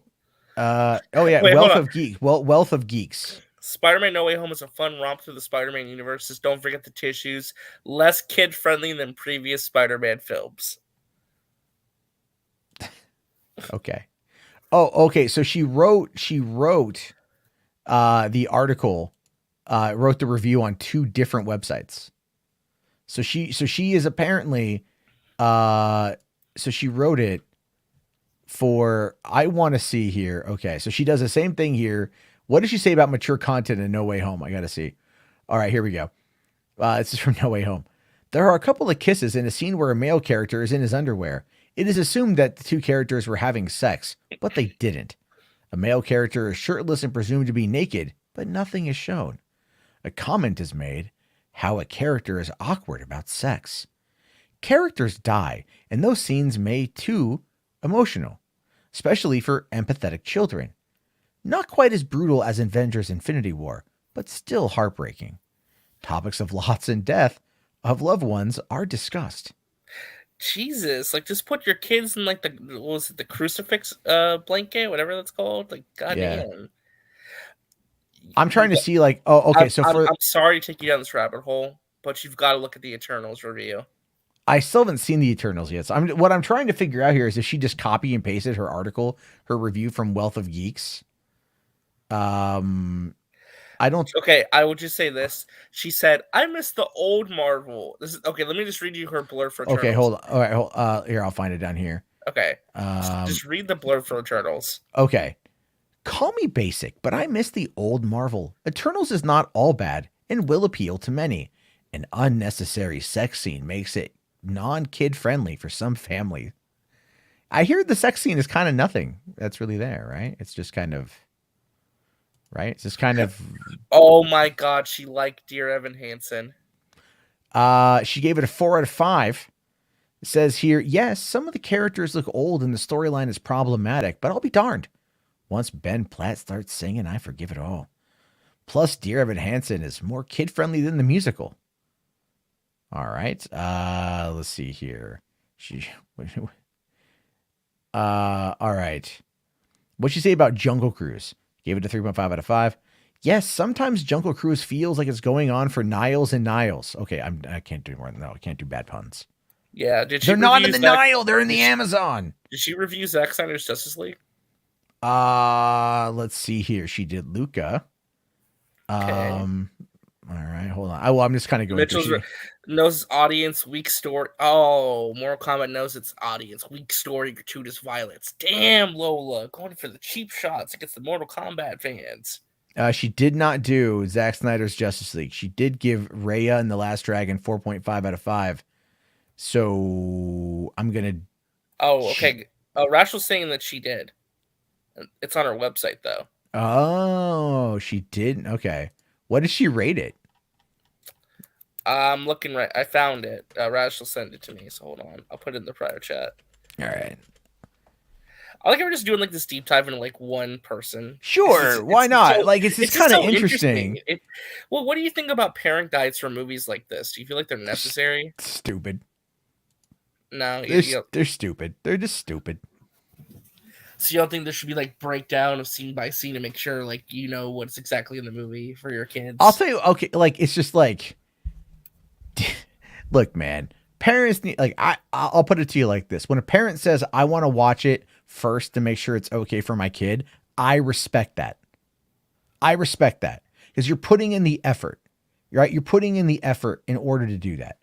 You know, otherwise, you're sitting there and you're just like not, you know. You're just not like, I don't know what the word I want to use here is, you know what I mean? Like, it's just, you're letting somebody else dictate that for you when in reality, it's like, you should watch it yourself. So anyway, all right. The Snyder Cut is rated R for violence and language. This is a more mature and violent version of Justice League that is not kid friendly for younger ones, even DC comic fans. Oh, jeez. All right. So let's see here. So she goes, okay, she breaks it down. All right. Language. There is profanity in Zack Snyder's Justice League, including shit, bitch, ass, damn, hell, goddamn, and several uses of fuck. There's also words like dick, bastard, piss, and other words of deity. What? What the fuck? What the fuck does other words of deity mean? I don't know. Mature content. The Snyder Cut is very dark and intense. There's a lot of violence, including some characters looking more bloody and scary than in the original Justice League. It's definitely more heavy emotionally and with more violence. A character gets decapitated. There are battles showing bloody wounds. Characters are thrown against walls, resulting in blood spatter. Children are shot at in a museum. There are scenes of characters dying. There is some kissing, and characters smoke and drink alcohol. Some of the costumes show cleavage. Oh, see? My God, not the cleavage. Yeah. Like, look at Darkseid's cleavage right there, man. Yeah, I mean, he's pretty exposed right there. Yeah. You know, and look at this one here. Is Zack Snyder's Justice League a pro for kids under 16? If your child or teen can handle violence and mature themes, then they'd probably be fine with the Snyder Cut. There isn't nudity or sex to cross over that line. The 4-hour runtime is long, but I'm also semi-biased where DC movies are not my favorite. I did enjoy Wonder Woman 84, so if you didn't, then we probably have different tastes, and you'll like these darker themes. I got a Wonder Woman 1984 fan here, folks. Yeah, Wonder Woman 1984. Her last paragraph, though, does redeem her a little bit, I think. Here. Yeah. Is it any good? There are certainly fantastic performances, and I can see how fans will enjoy this one more as it gives some characters the justice they deserve. Pun not intended. Lies. Looking at you, Cyborg. I kind of hate Joss Whedon right now, so I'm okay if Zack Snyder's Justice League kicks Justice League's butt. You know what? That's pretty fucking base. You know what? I'll say this though. That is pretty base right there. I'll give her credit on that, right? We're making fun of her a little bit, but I'll give her credit on that one. The only icing on the cake would have been if she would have put I'm okay if Zack Snyder's Justice League kicks Justice League's butt. If she would have dropped the Justice League in there, that would have been a good pun. Yeah. Like, all right, mic drop, you Lola, or I give it to you on that one, okay? Like, I give it to you on that one. So we've looked at we've done a bit of a deeper dive. Focused a lot on Lola. Into Lola, you know. Her name isn't even Lola, it's Tania. Yeah, I like the name Lola better. It reminds me of that Barry Manilow song. Yeah, Lola Lamb. Her name was Lola. She was a showgirl. Da na na na na na na na na na na na na. Yeah. Anyway, I like Barry Manilow. Yeah, you guys got like a brief moment of karaoke. You didn't get paid for it. Didn't. Yeah. There we go. Okay, so moving on here, Bob Bloom says, with a 1 out of 4. He looks like the Penguin. He looks like he could be the Penguin. Let's see here. Okay, so I just to read his bio real quick, right? He says, I was born in New York and I'm a 1970 graduate of Ohio University, Athens, Ohio. Was a bachelor's degree. Was a bachelor's degree. Okay, that's not even grammatically correct. I have been working at various newspapers since 1970. Have been writing about the entertainment industry and doing movie reviews since 1977. I'm currently the movie critic at the Journal Courier in Lafayette, Indiana. All-time favorites: Field of Dreams, Singing in the Rain, Casablanca, Adventures of Robin Hood, The Masked Marvel, Adventures of Captain Marvel, 1776, The Maltese Falcon, The Matrix, Jason and the Argonauts, and Seven Brides for Seven Brothers. Okay. So this guy's been reviewing movies for nearly 50 years. For a long time. And so he says here, Reeves is aiming for a film noir like Batman's story, but the Dark Knight, supposedly the world's greatest detective, does very little detecting of his own, mostly relying on others to unearth clues and then pass them on to him. Yeah, because he works smart, not hard, Bob. Duh. Anyway, yeah, my God. All right, so Stephanie is a Cherrick from Time. Says the Batman emerges from a movie universe, now becoming ubiquitous, where a phony funereal? Is that even a word? What's it mean? I don't know. I must know. All right, it stands for having the mournful, somber character appropriate to a funeral. So she basically thinks DC movies are too dark. Yeah. Why use a $20 word when a $2 word will work just fine? Also, this statement is kind of incorrect. The Batman does not emerge from any movie universe. It's not in any existing cinematic universe. It's its own thing. They start a new one. Yeah. A new cinematic. A Bat universe, if you will. The Bat universe. Yeah. Yes. Yes. All right. Sorry. Also, sorry, hold on, Benson. I missed this one here. For £2, says pastors forcing their beliefs on people. That's new. Mm-hmm. Womp womp. Womp womp womp womp. All right. Sad trombone. Rachel Wagner here from Rachel Reviews gave it a 5 out of 10, saying, I wish they had taken the time to develop Bruce as a real person with feelings and emotions. Even in a dark and brooding film noir, there should still be moments where the characters breathe and connect. I don't think Rachel understands Batman in this particular point in his life. So, there's that. Adam Graham here from Detroit News says the Batman certainly mirrors the dismal state of the world today. Any breaks from that dreariness will have to come at a different Bat time on a different Bat channel. Well, you're gonna have it later on this year, Adam Graham. You're gonna get 2 more Batman performances. One of them's gonna kill Affleck, and the other's gonna bring Keaton back for fucking Batgirl. Hope you're happy, Adam Graham. Well, we don't know if Affleck's gonna die. He's gonna die. He's probably gonna die, but still. He's gonna die. He's so dead. Wow, Vanity Fair was negative as well. Ooh, Vanity Fair here says the reality is that there's probably nothing truly novel to be done with Batman at this point. Try as Reeves and his co-screenwriter Peter Craig might, they can't squeeze much higher meaning blood out of a fatally depleted stone. I don't think you understand the concept of a Batman movie. It seems to basically be like, good attempt, but I still don't care about Batman. And I'm over Batman. Yeah. At least basically I'm Batman fatigued. Which I get. But how can you be Batman fatigued when we haven't had a standalone Batman movie in a decade? You know? You underestimate how much Ben Affleck's era really fatigued people. Well, is it but that's not his fault though. I'm not saying this is his fault. I'm just saying the era from like 2016 to 2017, that 2-year span, really fatigued people when it came to Batman and some DC content. So I'm not saying this for everyone. I'm just saying those 2 years, man, I don't know what it was, but just like knocked the shit out of people. I think there's been so much disarray at Batman, with Batman, with Warner, with DC, that they've just kind of been in a holding pattern. Essentially, it's just like, I just don't feel like that's kind of where things are with that. Anyway, let's keep going here. All right, we've got here's one here. Christy Puchko from Mashable says, imagine if David Fincher made a Batman movie, but it was censored to air on televisions at Walmart. It's an interesting take. That's very interesting. I mean, this one from Seattle Times. Moira McDonald.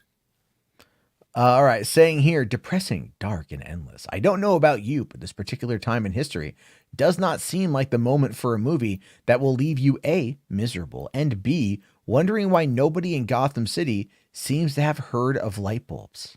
Oh, Jesus Christ. It kind of makes me think, I kind of now want to see about more realistic. She's a Seattle Times top critic. Okay, but this argument, though, that we're judging a movie on the fact that it shouldn't exist during this specific time is such a very narrow view to like look at a movie. I completely agree. Now, she gave Cyrano 3 out of 4. All right, let's see what she says here about about Spider-Man. She gave it 4 out of 4. All right. Those who meticulously study the Marvel Universe will find lots of happy debate here, but those of us with the more casual connection to superhero movies will simply have a rollicking good time. Oh, okay. So she just wants it. I mean, don't get me wrong. I feel like the story and the script for No Way Home was really good, but I feel like it was also, is also one that's a culmination. No, Matt, her entire argument is this is not the time for a dark, brooding, sophisticated, gloomy movie. No, I know. I get that. Yeah. Review. Yeah. No. I understand. I understand the idea, what she's trying to get at with that, obviously saying like, oh no, with Ukraine, the world's too depressing. Yeah. Movies. Like, pardon me if I'm feeling like I wouldn't mind seeing a movie like this, to take my mind. Not everything. Like, if I'm playing Elden Ring where I'm getting my shit pushed in constantly, and I find that to be enjoyable, it probably speaks to some hidden fetishes that we all have. We're gluttons for punishment, but also. Well, you dropped an interesting one earlier about the anal. So, but we'll just leave that little Freudian slip. Well, I mentioned oral and anal beats too, but oral and anal at the same time. I mean, that's getting into some anal. Well, experimentation's a thing. Sure. Yeah, no, you're the material that makes your butthole is what makes your lips. So, Human Centipede is a medically accurate film. And that's why it's so goddamn disturbing. And I know we're kind of all over the place here. I just kind of want to see what is she giving Encanto, right? Or not Encanto, fucking Eternals. I just want to see more negative reviews. Yeah, she does mostly positive, right? She's mostly positive. Saying. Like, I'm not seeing really a lot of negative. Yeah. Let's see here. The United States versus Billie Holiday, French Exit. All right. Okay, I don't even know what those are. She didn't like Wonder Woman 84. Okay. Okay, fine. All right. I mean, like, that's not too bad. I do like that line, though. You watch thinking of the original 3 years ago, and you wish this one were better. Yeah. That's very accurate. That's very true, yeah. Yeah, this is like, this is mostly positive. Yeah, I mean, look at she went back pretty far to like 2019, The Assistant. That's the, Birds of Prey, she gave it 3 out of 4. While I wished Robbie's performance might have been a teensy bit more abandoned, her Harley is perpetually putting on a show, but felt perhaps too controlled. She carries the movie with careless aplomb. What are these words? Okay, let me explain to you like this, right? This is the thing. This is real when it comes to, like, let's say, like video game journalists, right? Reviewers and movie critics. These people literally go to school.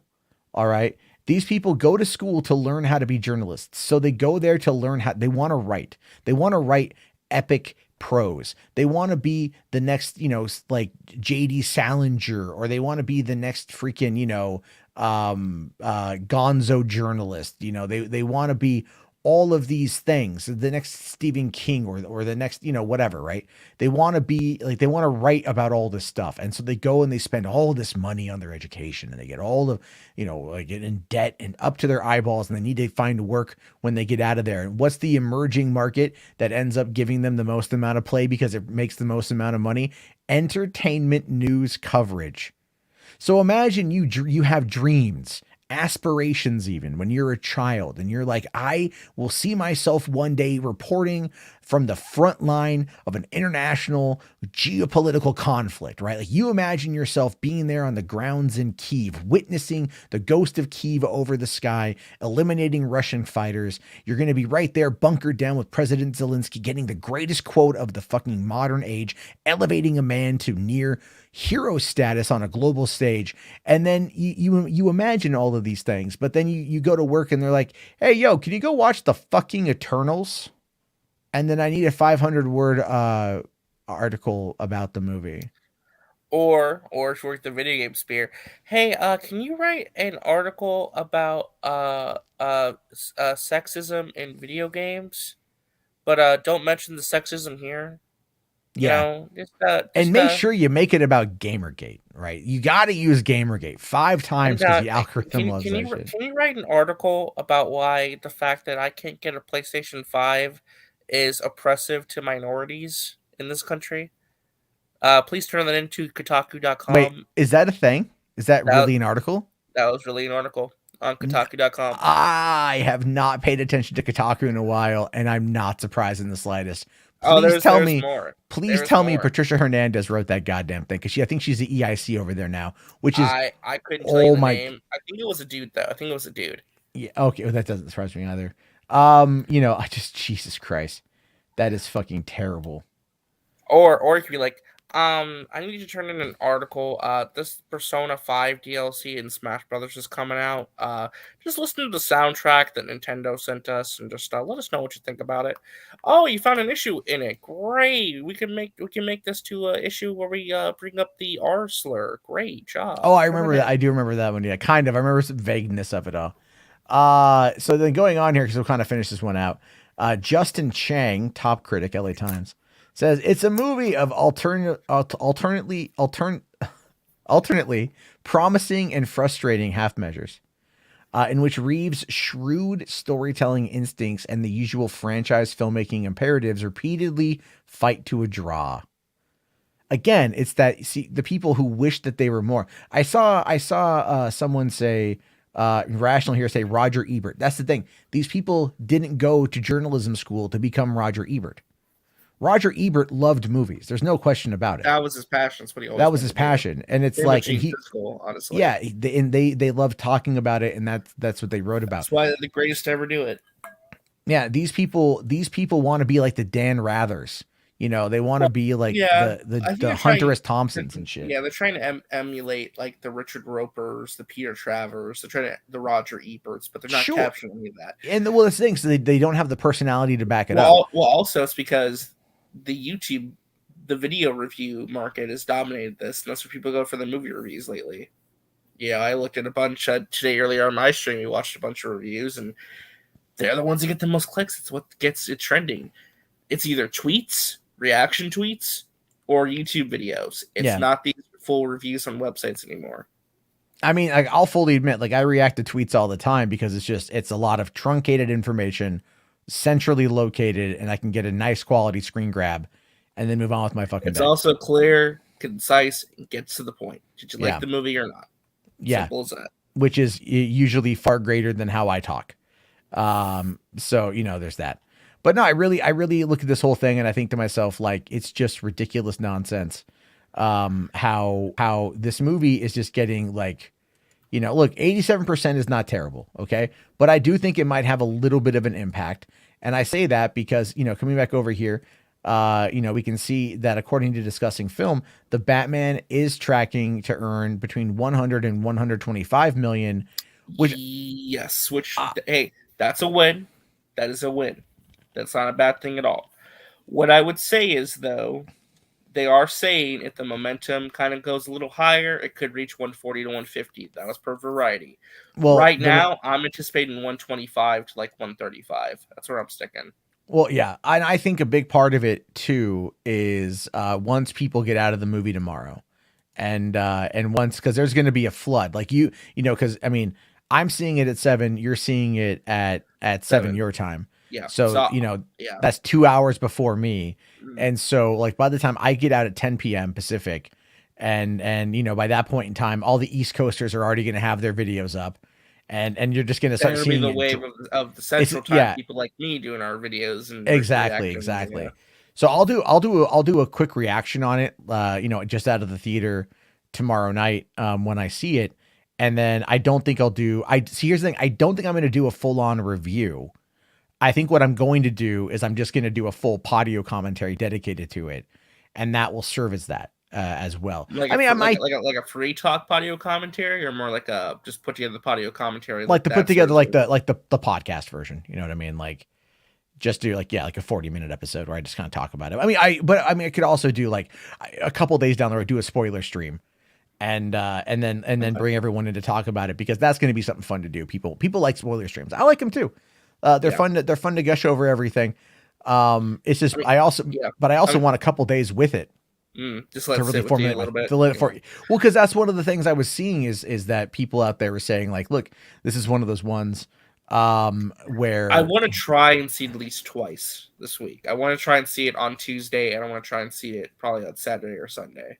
Oh man, I don't have the fucking time for that. So it's like that's the biggest problem is I don't have the time. I wish I did. I wish I could go and see it a couple times this week. It's like it's just, you know, but here's the thing with that too, is it will be on HBO Max in a month and a half.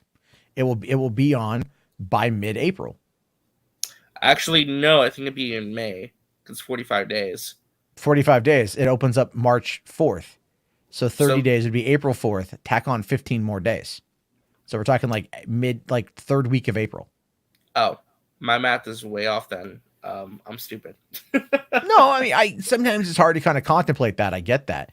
But it's kind of the notion on that front where in many instances, it's like it's going to be on there super quick. They're going to get their money and then they're going to get out with it. And then a lot of people are going to rewatch it again on HBO Max. But I think that and like the GCPD stuff and the Cobblepot show and the fact that they are building out this world, and even the Cobblepot thing is apparently going to be pretty violent. Like that's what Colin Farrell was saying. Which again, villain-centric show makes sense. I mean, yeah. So there's surprised with that. I mean, this is going to be a very interesting week. Very interesting. Whatever way it goes.